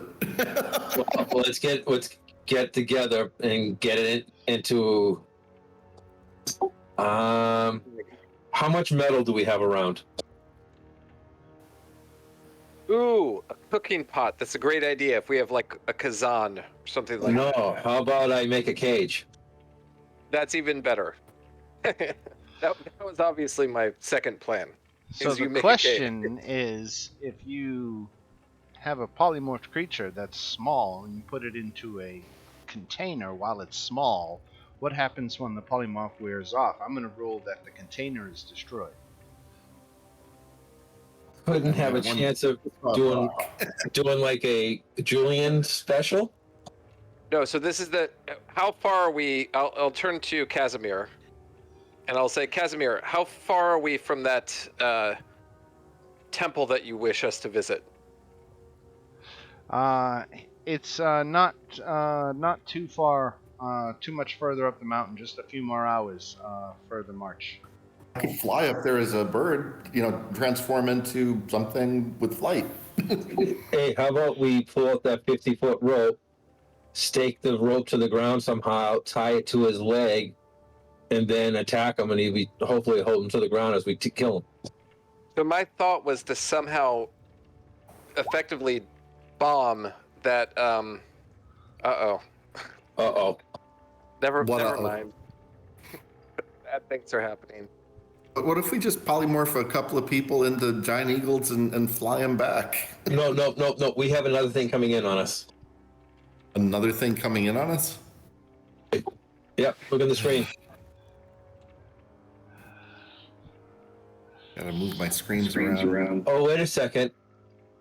Is he throwing an illusion like he did with the horse? Nope. Thing had a mate. And that's not and while good. you guys were doing your thing with the bat, it came back, and it just used its action to dash, so it moved 240 feet in one turn to get Shit. down to this point where it's this close and about 20 foot off the ground. So that is where it ends its turn, and we go to Murmur. Are you kidding me? And I start aiming my crossbow at the bird coming at us. 20 hits for 4 points of damage. It would be 13 because it's well, actually, is it only 20 feet up or is that 200? That's 20 feet. Oh, okay. I'm sorry. I thought it was like 200 again. Nope. So 13 misses and 20 hits.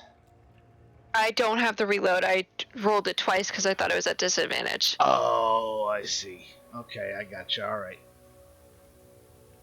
Sir Eric is gonna run this way. Fight me, you bastard. Short bow attack. He makes 2 of them. Actually hits for 9 points of damage. Gets a shot in, and then we go to Casimir, who's going to firebolt. And miss. And then we go to this rock, who's in his bat form, who has been captured by Viltrar. I guess you could say he's grappled and restrained by Viltrar. So we're going to give him his bite attack at disadvantage. So he tries to bite you, Viltrar, and misses. Bardor. All right, so we have second one coming in. All right, we're going to do this.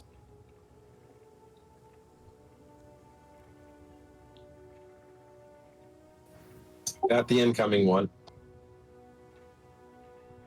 Okay, spiritual weapon hits for 9. Followed up by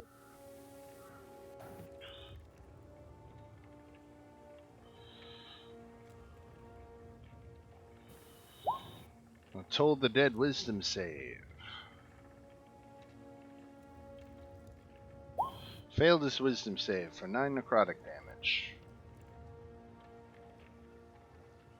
That's all I got. Alright. Keldrin.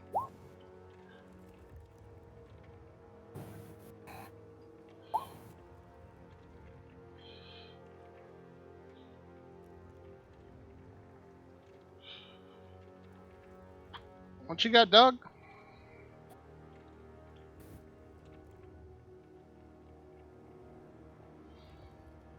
Sorry about that. Can you guys hold on for just 1 second? I'm on the phone with my wife. Just give me 1 second. Sorry about that. Sure. Take your time. In the meantime, let's see what Darian's got. I'm going to get ice. We're back.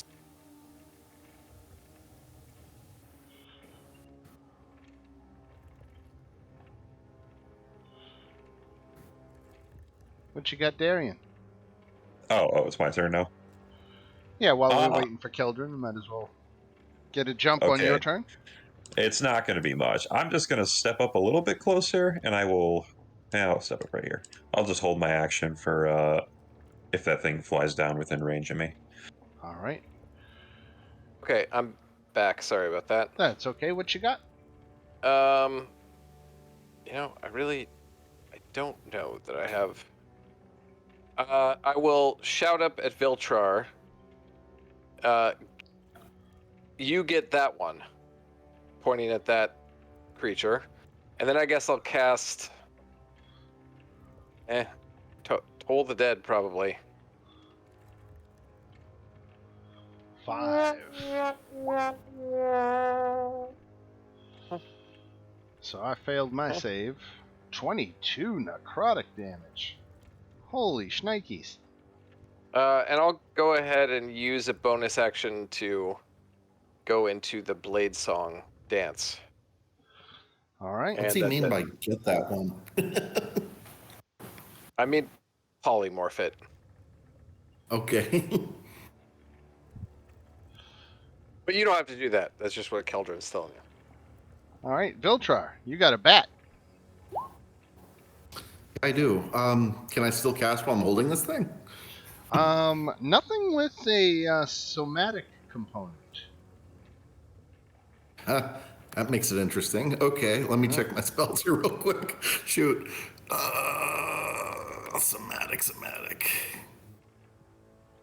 What's somatic?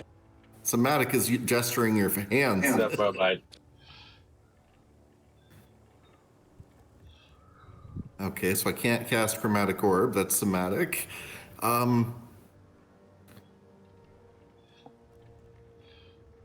Verbal. Oh. I'm going to cast Suggestion on it and just ask him to go away. Oh, no. Land. Land? Okay. Couldn't he still attack us if he lands? I was just trying to help. Oh. Lay down.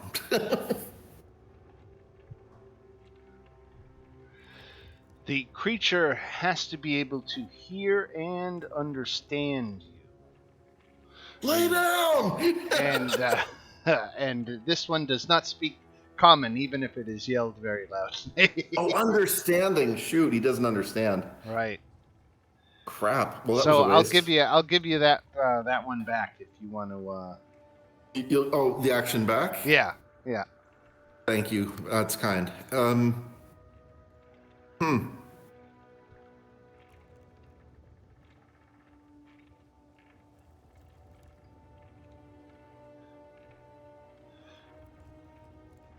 Yeah, I'm going to cast Polymorph. Hate wasting it on it if it doesn't work. Now, if that's somatic, you've got to release the bat to cast it. Oh, that's true. I can't do that anyway. It's somatic. You're right. You release the bat. Don't want to do that. Well, the bat would get away, and then this one would, I don't know. We might catch it again. No. Let the bat go. It'll come to me. It's still charmed. We haven't damaged it. That's true. Okay, what the hell? I'll try and... how high up is this thing? This one's 20 foot off the ground. Okay. It's probably at your elevation, frankly. Just. Well, in that case, I'm not worried about him hitting the ground. I'm going to turn him into a pig or something. I don't know. All right. Another polymorph coming at this rock. And that is a wisdom save for the polymorph? Yes. Yeah. 5. Didn't have advantage. Rolled a 5. Polymorphed into a pig.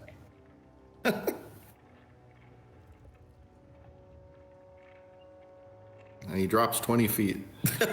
D&D doesn't even have a monster called pig. Or, I don't know, whatever. Something...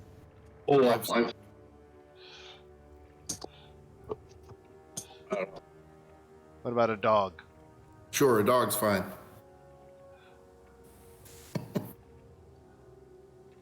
All right. We got to kill these one at a time, don't we?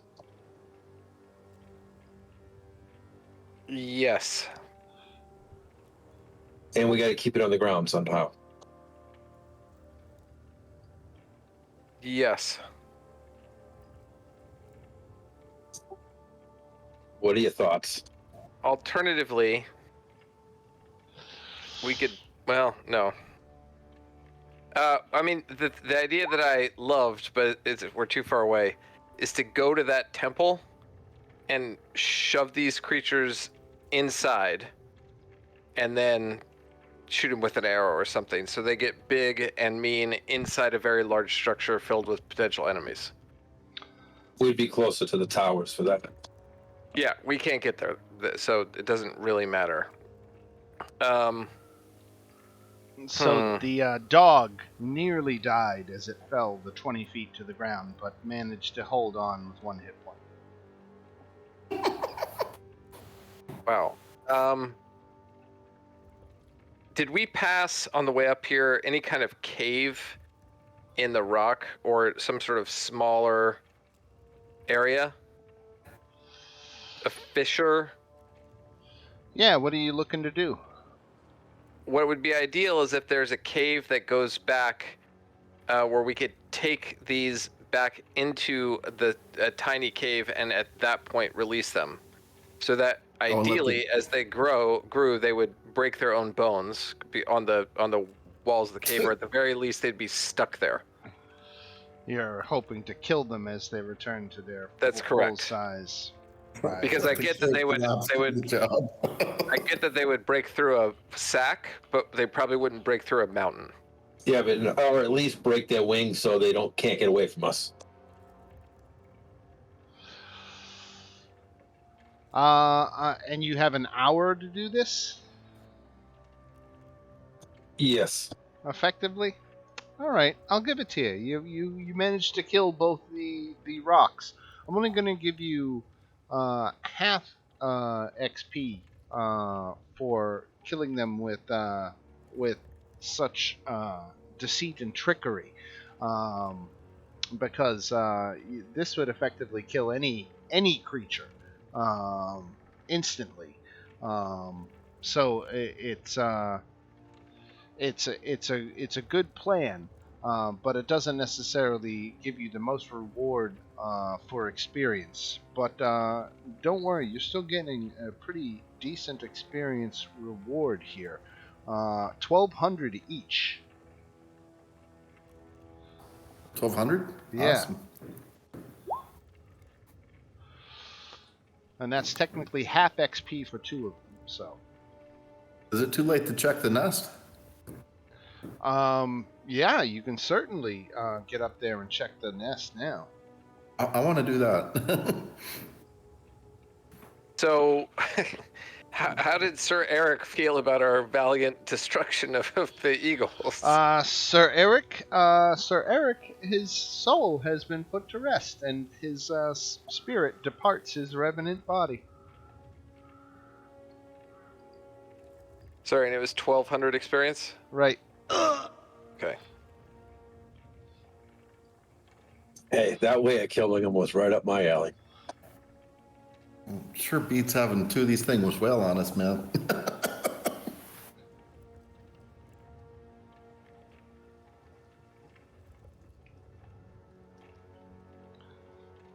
This one's god is the god of travel, the tricker. Killing him that way, right up his alley. All right, so excellent work. Let me Basically, we crushed a couple of oversized canaries. Wow. All right.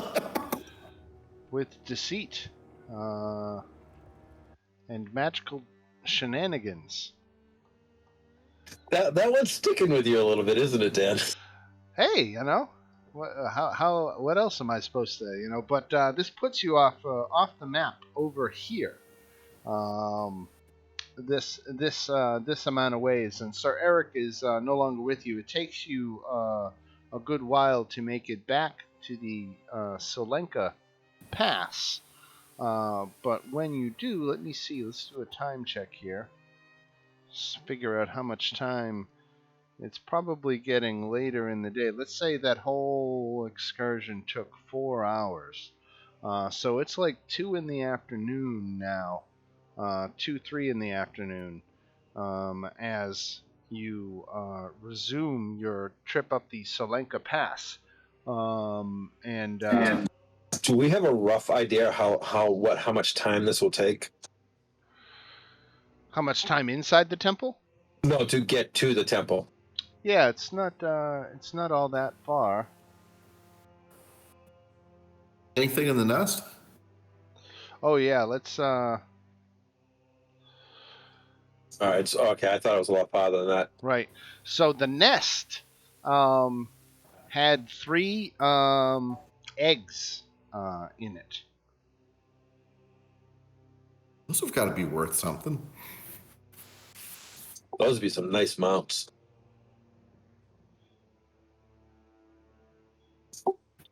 But you'd have to raise those things by hand to get them as pets. Sir Eric, for his part, thought that the eggs should be destroyed immediately. Who wants an omelet? Yeah, I'm kind of in the Sir Eric camp.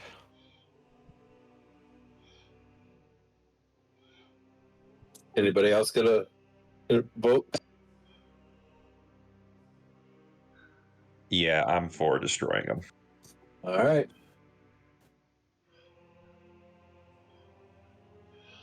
All right. Destroy Eggs are destroyed, and wasn't much in the way of treasure, unfortunately. Not much treasure hoarders. Giant birds of prey. Just out of curiosity, Dan, what Yeah. were the eggs worth? Oh, I don't know that they had a monetary value. I just wanted to goad you into infanticide. I was gonna raise one, you know. I love Full throwing times, man. evil babies at the party because it fosters in-game D&D. Is it right to kill children debate? I think we already had that debate earlier. Right, with Baba Well, the Lasaga's question is, golem. Oh yeah. There was that, and then the How old- Burgermaster's son. Right. Well, the question is, how old is the egg? No, I would have raised one as a pet. Were they like pecking at the shelves, or could we make omelets? I mean, how far along are these things? Oh, first trimester, definitely.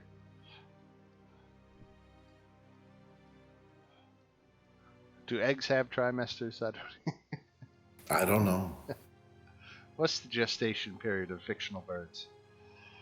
All right, let's tick off a few more hours off the clock here. What shape is everybody in before we go in? Spell slots are kind of low. I'm good. I was wondering more thinking, does anyone need a short rest? Hit points are fine. Yeah, I don't. I'm like at half, but I can heal myself up a bit. Do you want to take a quick short rest? If Dan says okay. Short rest, sure. You guys want to do one to get some health back for Darian? Sure. Yep, no problem. Okay, that's fine with me. All right, you guys short rest up. I'm going to run to the bathroom real quick. I'll be right back.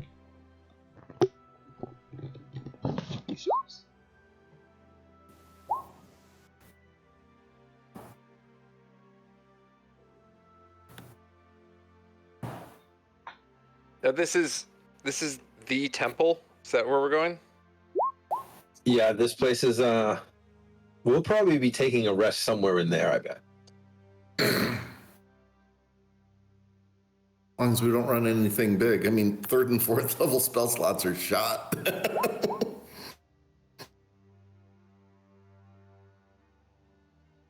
My 4th is gone, like a 2/3 left.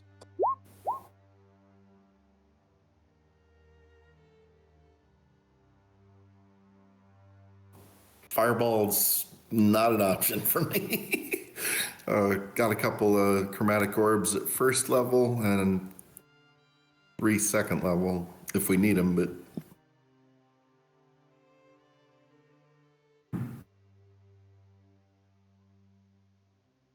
I have 2 blenders or 2 revivifies. we're fortunate that he rolled low on those on those wisdom checks.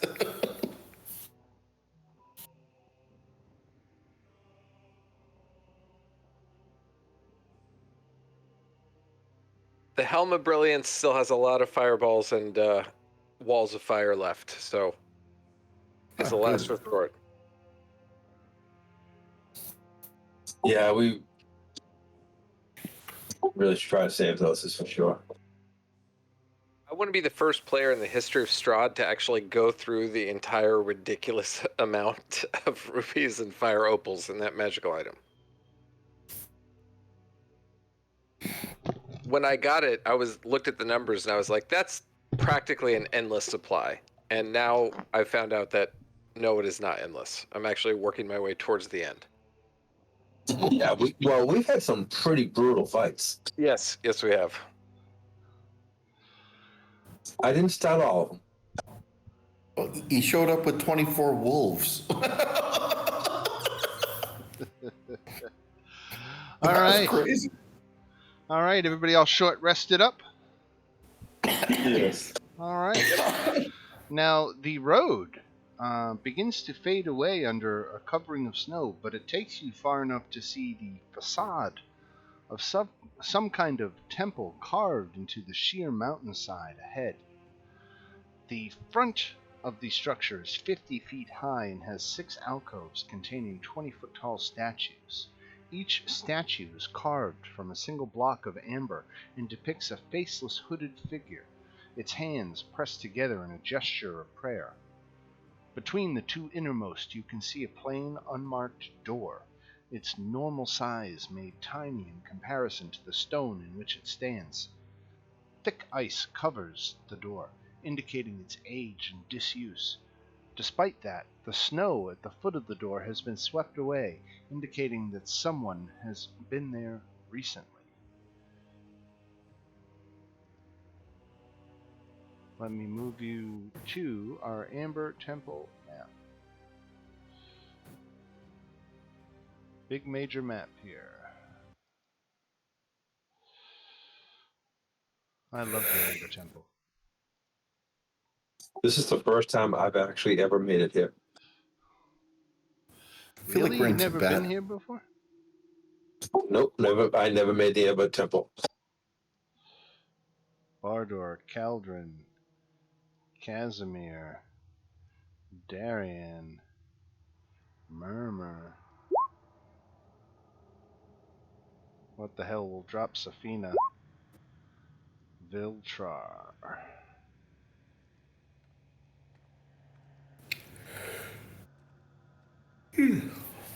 All right.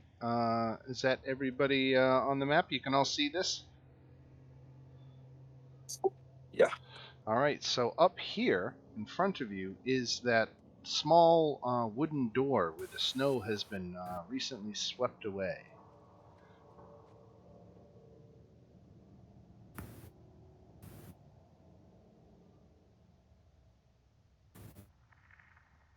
Who's first? Do so we can tell someone's been here. Is that what you said, Dan? Recently. Correct. Right.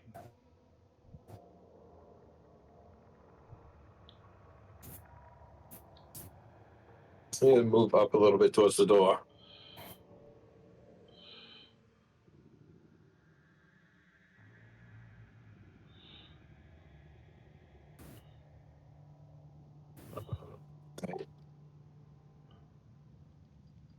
Can we see anything as we get closer? I showed you this, right? Yeah. Okay. Carved into the wood of the door, over and over again in various languages, is a message. If you seek honor or power, turn back, for these walls hold naught but doom. In many vessels below, the darkness shelters a timeless evil. The danger is an infection of malevolent divinity. Our arrogance and folly forged this place into our prison. Leave now before our damnation becomes yours. I'll post that Sounds in like the that. chat. Sounds like my type of place. So we're going to completely ignore that and keep going in, right? Obviously.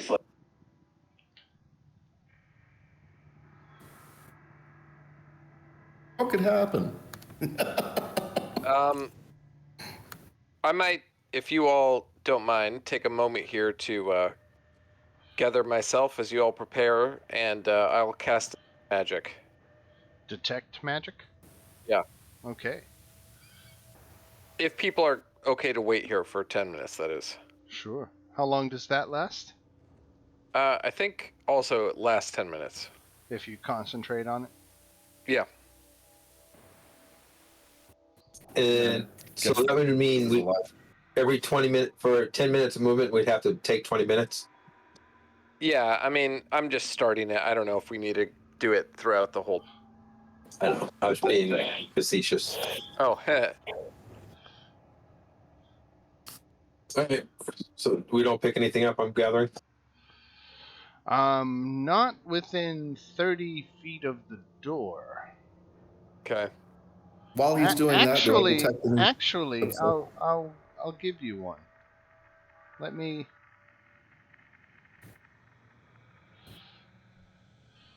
So you are picking up a magical ping right here, right on the Okay. edge of your ability to detect it. Okay. I will relay that to everyone. Is there any windows or anything on the outside that we can look in before, or is it just solid stone? Oh no, it's this massive stone, kind of Okay. like Petra. And is the door open? Is it a gate? Because we can see through it, or is it Oh, closed? is it? You guys can see through that? Oh, Yeah. then that is what you would see if we opened the door. I thought there was a dynamic line there. I didn't realize it was open. I'll go ahead and use Mage Hands to attempt to open the door. Sure. Okay. So as we officially open the door, you can see icy steps that descend 10 feet to a time-ravaged hallway with arrow slits in the walls. Beyond this hall lies a vast sepulchral darkness. Sitting up against the corner of the room is a dead body covered in tattered robes. You can tell from its mummified features that it has been here for a great number of years, preserved by the cold climate of the mountain. The closer inspection reveals that the corpse was likely a young man when he was alive.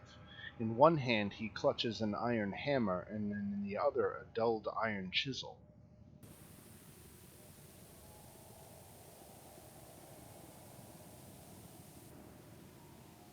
Anything chiseled around him? No, there was the messages written into the door, though. So, sorry, where that dead body's in this room, or it's That dead body here? is like right at the corner of this hallway right here. Okay. Okay.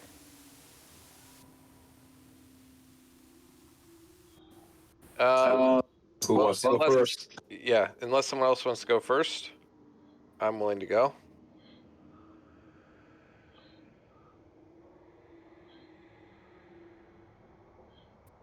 Go in with you just to make sure you have some kind of backup. Yes, I'm just trying to keep second wave. That way I can put my blender up and have you guys between me and them. So these arrow slits stand on either side. Can we see anything through them? As you look to the left and the right, let me see. So on the left, there's an empty room that you can see in here. The ceiling is 10 foot high, and on the other one, slumped in the northeast corner, is a skeleton wearing a blue wizard's robe, clutching a wand to its chest. Need to find that room. Okay, but there's no obvious entry point there. Those are just You don't arrow see any slits. doors as you look into the room. Interesting. Can I cast Mage Hand from where I am to grasp at the wand? Yes, absolutely. Is that the thing that was magical? What's that? Is Is that that the thing that was magical? Yes. okay? I'll take it and put it in my pouch for now. All right. It is I don't have time to identify it right now. wand. It is a magical wand. Okay. Yeah, I probably don't have time to identify it right now. Well, next time you redo detect magic, I'll ritually cast identify. That sounds good. All right, so with that in hand, I guess I'll move to this corner and look down into that room.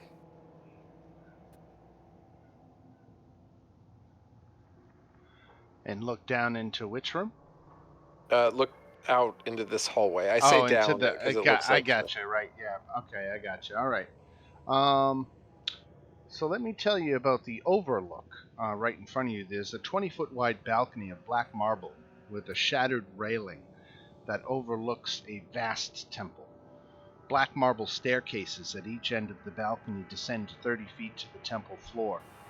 The vaulted ceiling is 30 feet above the balcony, and the walls and ceiling are covered in an amber glaze, lending the gloom a golden sheen.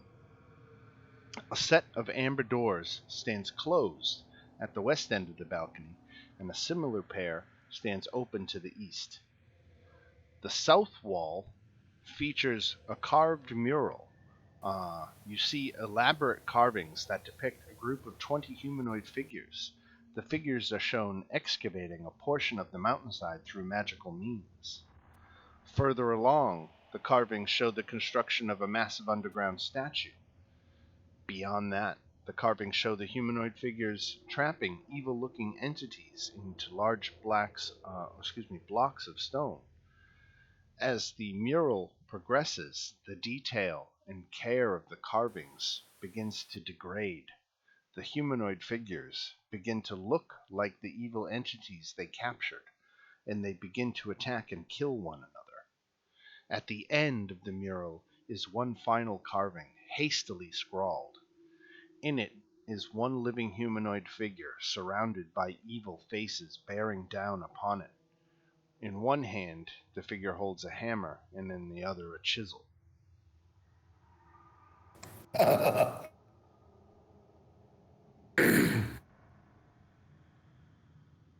Those are some good stuff.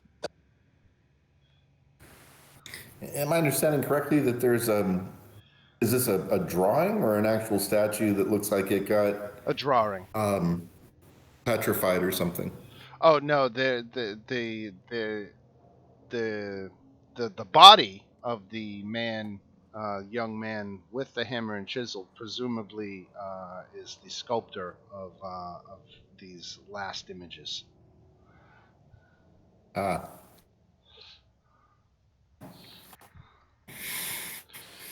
Just time to move forward a little. Yeah.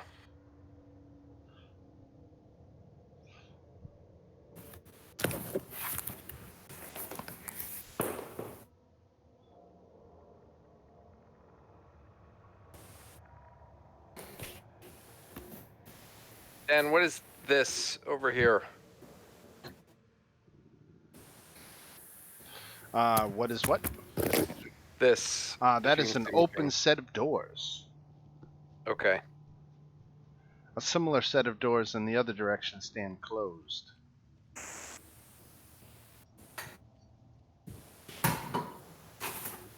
I'll kind of walk over to those doors and see if any of my senses tingle. Any of you detect magics? Yeah. I'm gonna say no.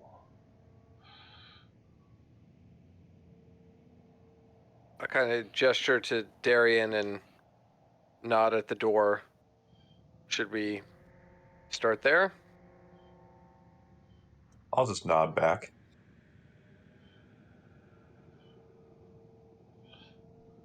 Okay, I want to, as I get next to it, I want to sort of peek in and see whatever I can of the room beyond. Okay, this room is featureless, except for a rough-edged, 10-foot diameter circular hole in the floor to the east, and empty torch sconces along the walls. Double doors of amber stand open at the north, and a single closed door lies just south of the western set of double doors that you now stand at. The ceiling here is 20 foot high. Okay, I'll go and go move in there very. I'm trying to be quiet. Understood. And looking left to right, if there's not some horrible creature, I'll step into the room to allow others to follow.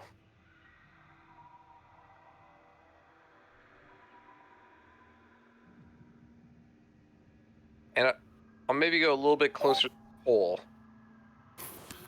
Okay, so you can see that this roughly hewn shaft descends 20 feet then breaks through the ceiling of another room. From the bottom of the shaft, it's another 10-foot drop to the floor of that room. So 30 feet all the way down. I'm going to call forth a Hime from my pocket dimension. Ooh, and Ahime. have Hime swoop down through that hole and be looking through his eyes as he does so. Okay. Let me tell you what Ahime sees. Spooky. I just heard thunder here at the house as all this is being described. Nice. Okay, so here's Ahime. You can see through Ahime's eyes.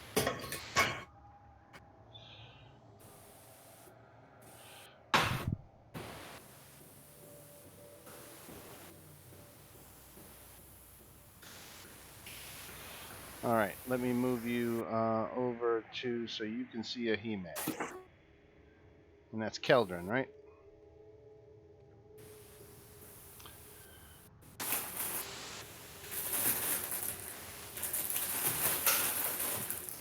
So let's read to you. Let me find the description of this room as I get down there. So it's not going to be a long visit, but I want to give it the proper thing. So you get down the bottom of this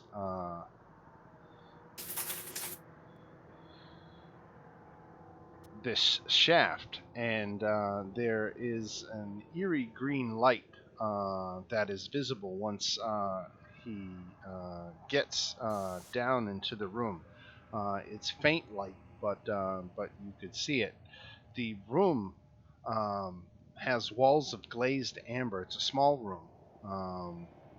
You can see it, right, Keldrin? Yes, yeah. Okay. So it's only 25 foot across, and has a floor of red marble. There are 3 amber sarcophaguses standing in alcoves, and above each sarcophagus floats a human skull wreathed in green flame. And they attack poor Ahime on sight. So let's roll for initiative. Or actually, just to clarify, just Ahime roll for initiative. Yeah, if it's helpful, Dan, I'm willing to concede that he dies. Okay. I don't know. We need to roll it because he's got like a hit point.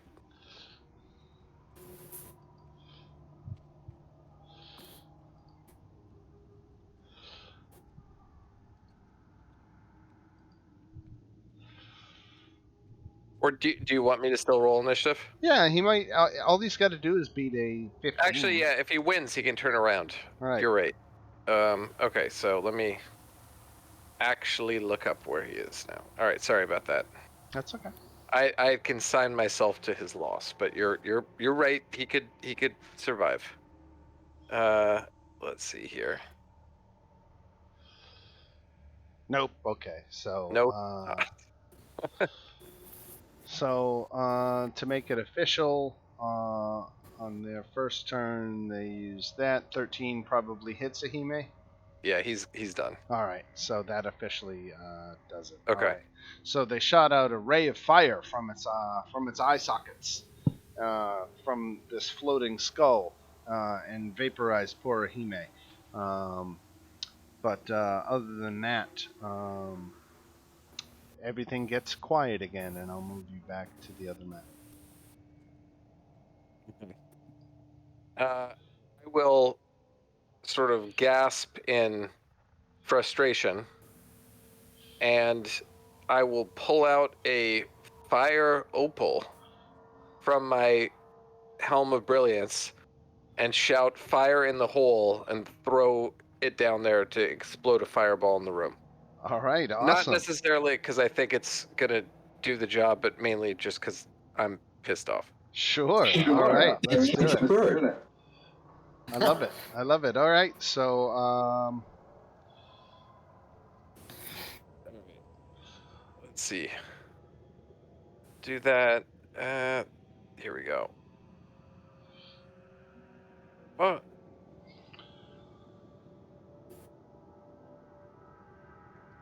Let me do it so you can all see my rolls. All right. Fireball in the hole, and we can all roll for initiative. Oh, jeez. What'd you do? He's bringing them to us. Even if I pull the die, I can pull the whole building. I'm just saying, how awesome would it have been to drop the rock as a back into that tunnel? That would have been awesome. Second natural 20 I've rolled on initiative.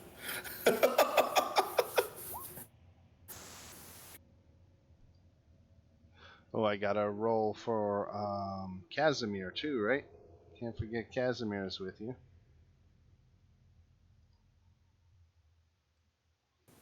Put Casimir up here.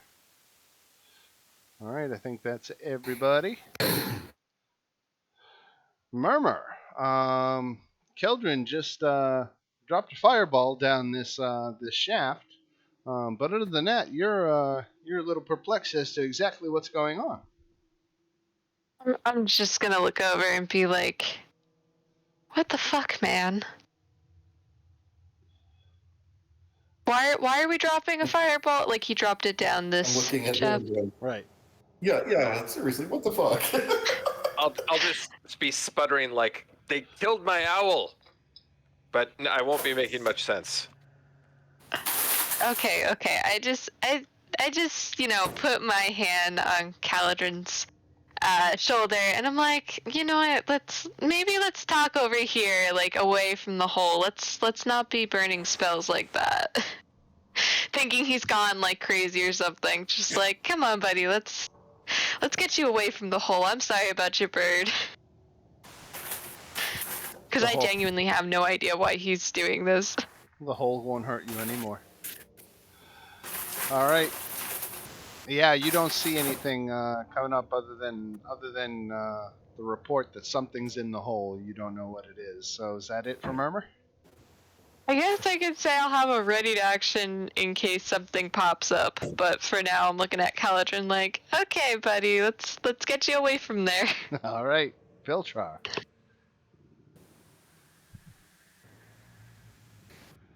So nothing's actually coming up out of the hole? You don't see anything when you look down.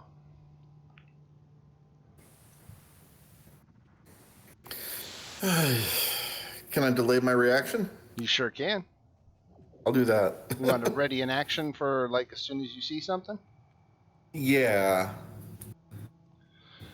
All right, Darian. Yeah, because I have no idea what the heck is going on. I will also just kind of walk over to the hole, look down, and just ready an attack action in case I see anything coming. You guys won't have to wait long because moving from his side of the room over into view and coming up the shaft. Let me see how much movement these guys have. They have a fly speed of 40. So I'm going to say that gets him pretty much up to the to ground level or near it, enough that he can make his attacks, and he's gonna make his. Oh, let's see this. Is he gonna? Yeah, he's gonna. Oh no.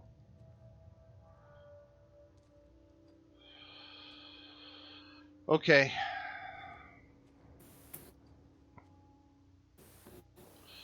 This is gonna hit all of you.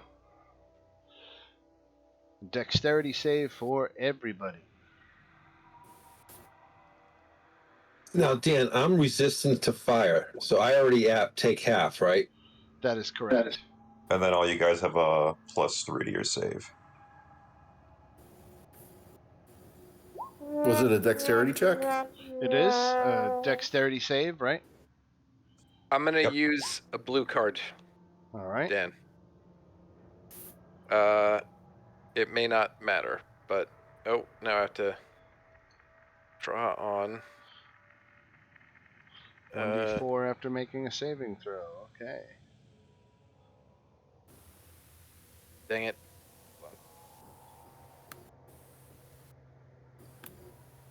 I think it's a DC 13. It is a DC 13. That's exactly what I needed. All put together. Nice. Okay, very good. Good use of the card. So you turn 20 points of damage. Basically, if you made your save, you take 10 points of damage. If you failed, you take 20 points of damage. And I I'm still gonna take 10. I'm gonna cast absorb elements to reduce it. that Actually, no, I'm not. I'm just gonna take the 10. more. Okay. By the way, Auntie actually have magic resistance, giving advantage on saving throws against spells and other magical effects. Would that apply here? It would.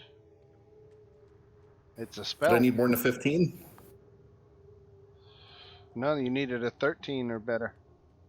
Oh, I'll leave it alone with that then. All right. So coming up the shaft is his buddy, who also can cast Fireball, and also does so.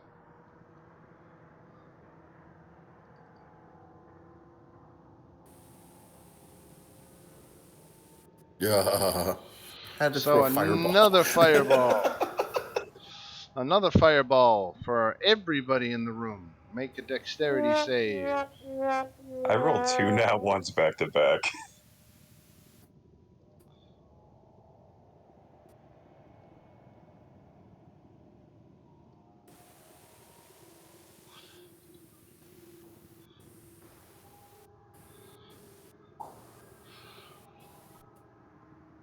These guys aren't messing around with the fireballs. Okay, so the advantage saving throw, I did get a 22 on the better one. Oh, all right, excellent. All right, so 12 if you made your save and 24 if you failed. So Dan, if I'm 12, I made it this time, so it's 6, right? Correct. And I am casting absorb elements, and I really should have done it last time. It was stupid of me not to. Okay. So that halves it again. All right, then we go to Casimir. Casimir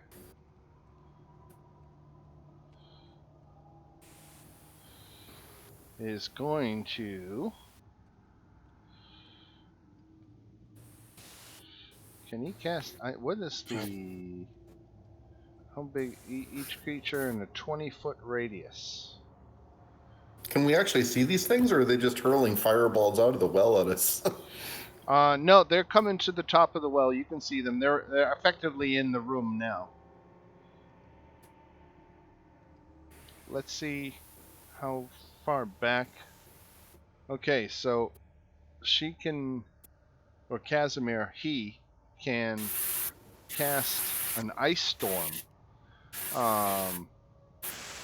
targeted all the way at the back of the room that would not affect anybody in the front of the room.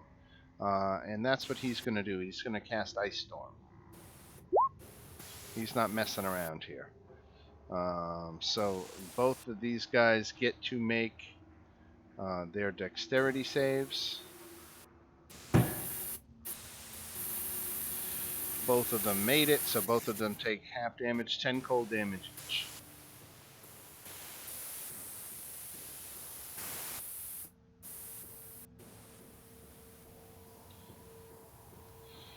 Alright. Was there anything else to Ice Storm other than the damage?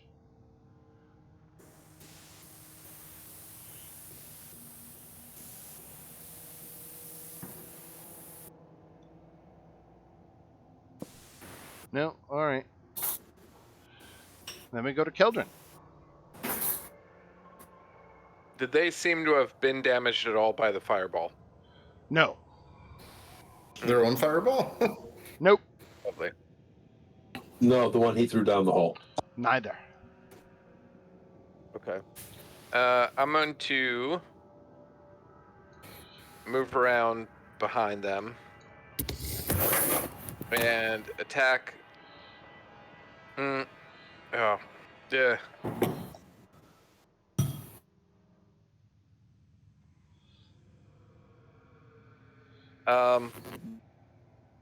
Really don't have good options here. I will bonus action cast Shadow Blade. I guess 3rd level.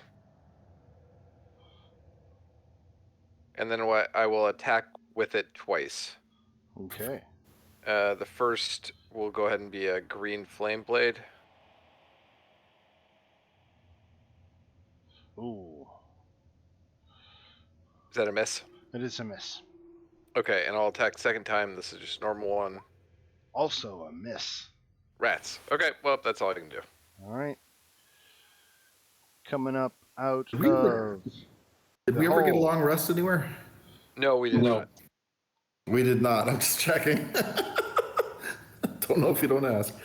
All right. So now Keldrin is out of the line of fire, but everybody else is going to get hit with another fireball.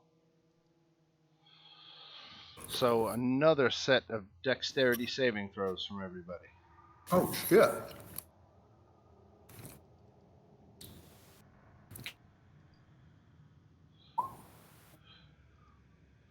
And this time for 14 points of damage if you make your save, and 29 if you fail it.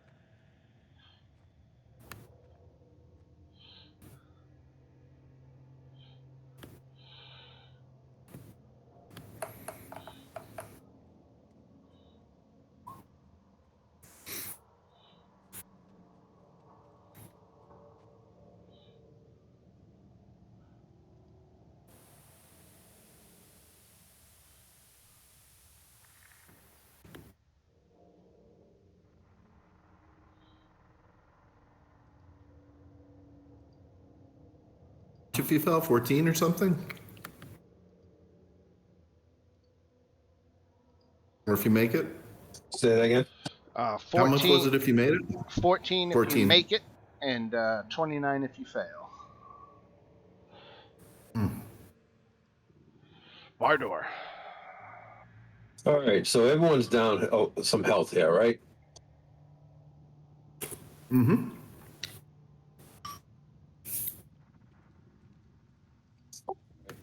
First things first.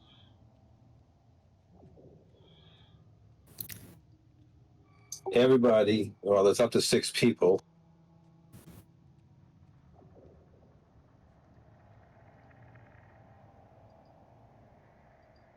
Everybody gets 7 back.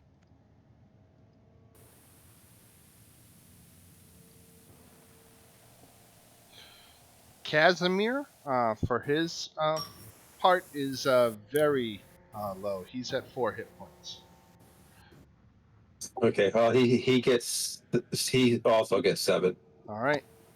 For now, I can only do 1 heal round. I want to get everybody. All right. And then my bonus action.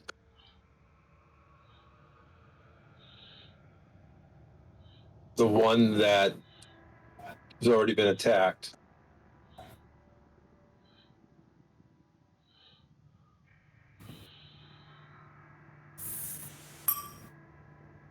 $15 hits.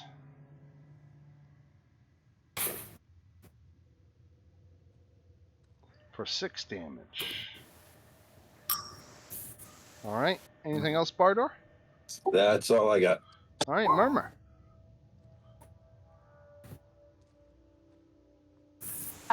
This is not good. Take out the whip. Not the whip, the greatsword, and There's a hit for 22 damage. And you're going at the one directly to your right? this one right in front of me, yeah. All right. Minus 22 points. Boom. Nice hit.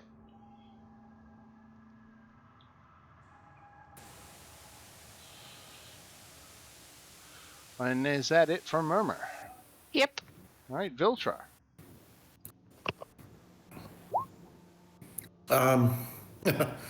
Let's see. What's he got left here? Well, he's still got some sorcery points left. Oh,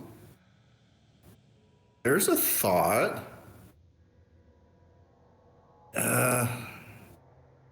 Wouldn't be able to twin it if I use them. I don't think. I'm sorry, I'm just reasoning this out here. But I could get back a spell slot by spending sorcery points. You could. That's a thought. Does that take a whole action to do that?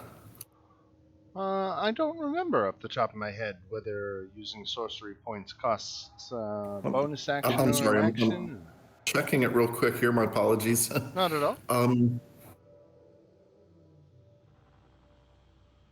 Let's see, where's that? I can spend sorcery points equal to a spell's level. Blah, blah, blah. Okay.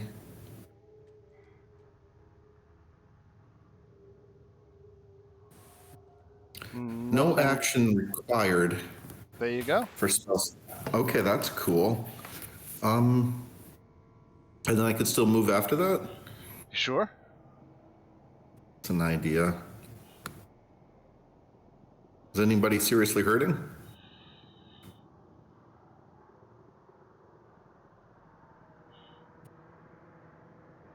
I'm still over half. Yeah. I think the only one that's hurting is the guy that's with us.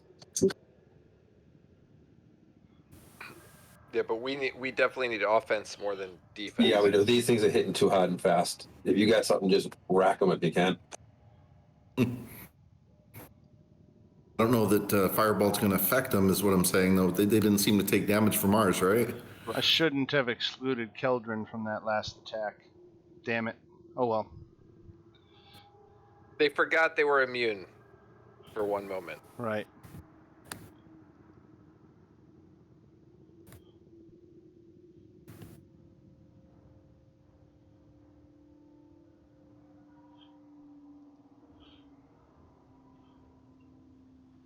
I think I'm just going to...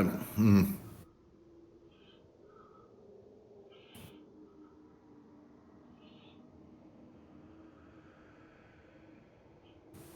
going to cast the chromatic orb with cold damage on them. At, I think it's a second level spell anyway. I'm not going to use a... I'm sorry, I'm going to hold on to those sorcery points for the moment. I'm sorry, I was thinking about it, but... Sure. I'm going to use cold damage. See if that affects them at all.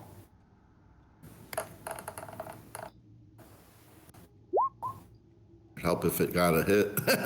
Does a 9 hit him at all? 9 does not hit. And then I'm going to run. All right. Darian. All right. I will just quickly use.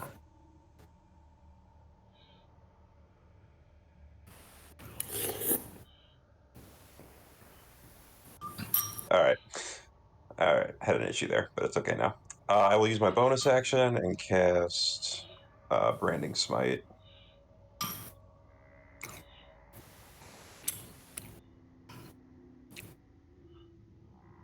And then I will take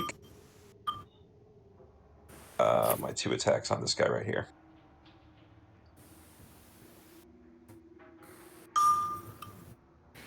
So 15 hits. 8. That plus 2d6 radiant. 8, 16. And then he's glowing now, but I don't think that's really going to matter. All right. 16 points of damage. Yeah, and then I'll just take my second attack. 17 hits. Another 14. 14 points takes him out.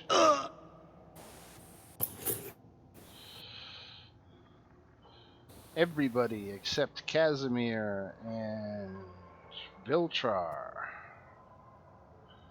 Here comes another fireball. So Bardor, Darien, Keldrin, and Murmur. Dexterity saving throws.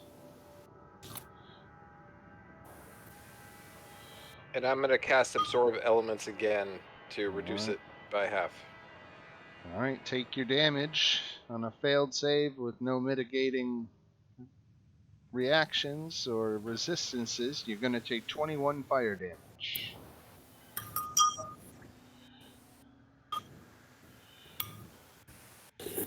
And then we go to Casimir back here, who really can't get another ice storm off. So let's see what he's gonna do. He's going to magic missile. That's what he'll do. He'll magic missile this one that's hurt.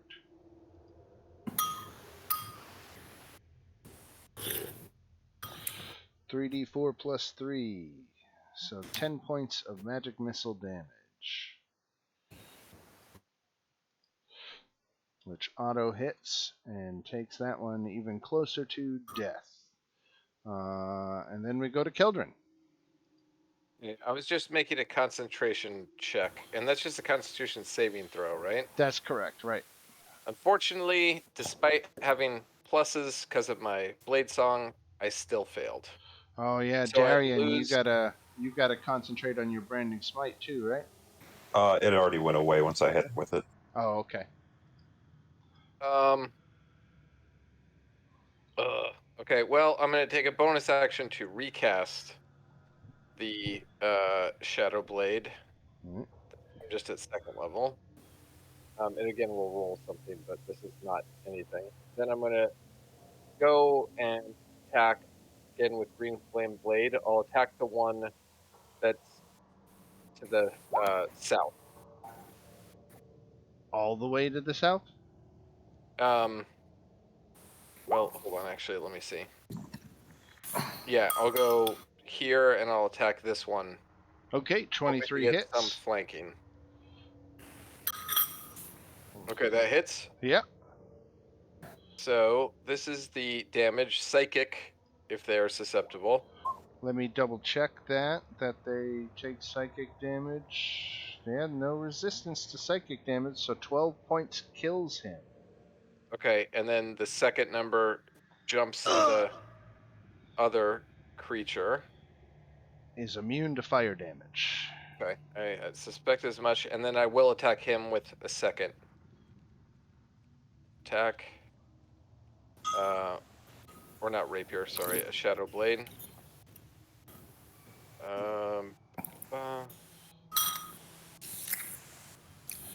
14 hits.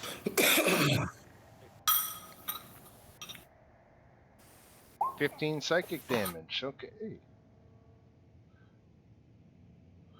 And if that is it, we go to Bardor.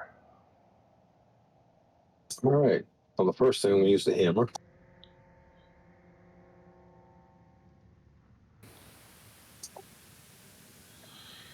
(17 hits. 12 force damage. Nice damage. Then cantrip them.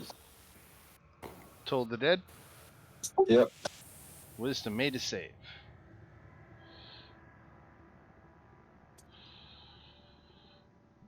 Murmur. I'm imagining a baseball bat swing here. Yep. I am going straight for that last. Love it. First Look one at tees that. it up for her. The second one crits it out of the park. Boom goes the dynamite. Let's give you guys some XP for that. 550 each.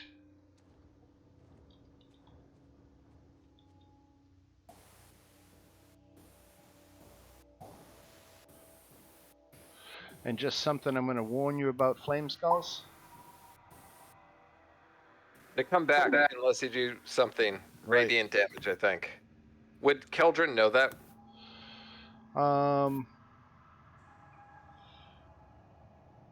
Yes.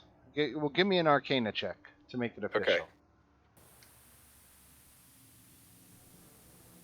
All right. Yeah. And Okay. I'd like to play my. Or is that good enough? I have another blue card that I can play. Okay. Yeah. No, play it. All right.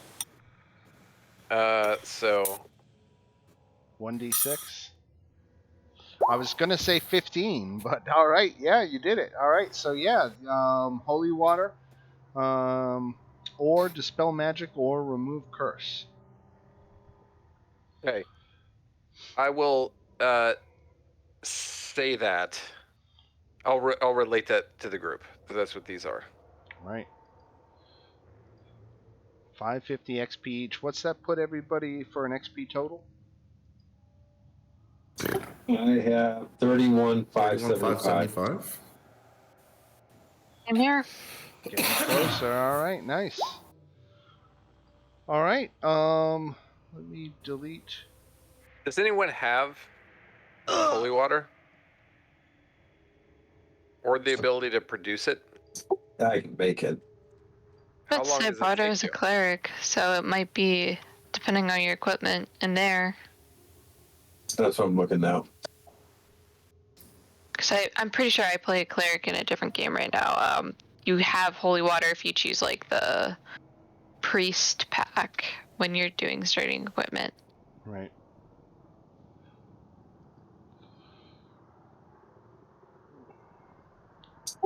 We had it, but I used it at one point and didn't go through the thing of restocking it.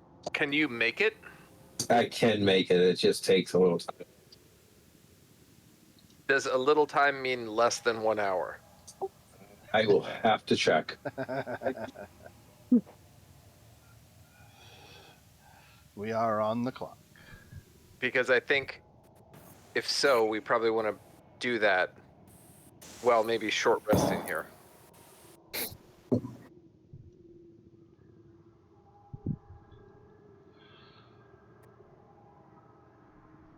Yeah, if you short rest without this mitigated, they're gonna be right on you at the end of that short rest with more fireballs.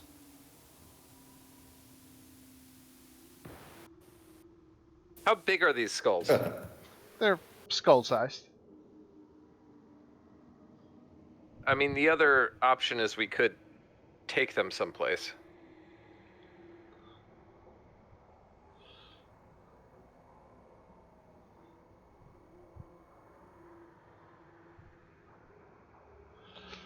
Well, why don't we call it here since we're right at the 10 o'clock hour? We'll Think call about it. You're right. No official short rest. We will pick up next week with the idea of do you want to risk a short rest or step outside or what? It takes me 1 hour to make it. And I'd give you the benefit of the doubt there. I would say you could get it done in 50 minutes and have it sprinkled on these things before the 1 hour rejuvenation comes up. All right. All right. So do we want to have the last official act of the night then be a short rest since we made it official? Sure. All right. Short rest and I will delete these skulls since these skulls will not be returning. People can spend their hit dice for the short rest, and that is the note that we will end it on. Why don't I ask for a round of perception checks?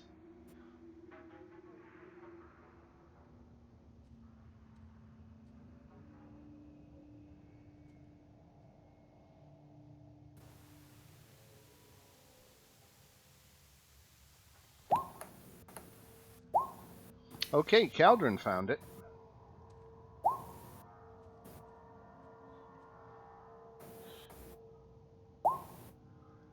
A secret door in the south wall. Let's see what it opens to. I don't think it opens to much, disappointingly, but let me verify that.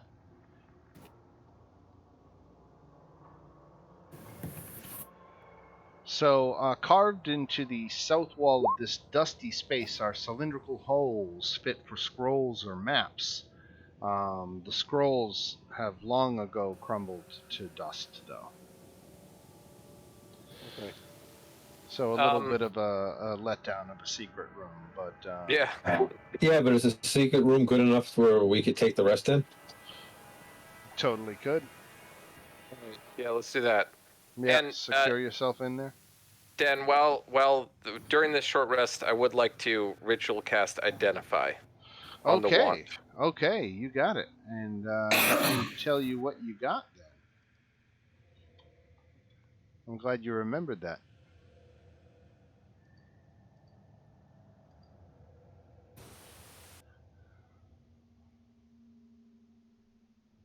You have found a wand of secrets. Ah, okay. Does that mean it's still a secret? Wand of secrets. Does anyone else want that? I'm happy to keep it, but it is. I'm pretty sure pretty much anyone could use it. That doesn't seem to specify classes. Doesn't matter to me. All right, I'll take it for now, but just if because it's late. But if anyone wants it back, I'm not super attached to it.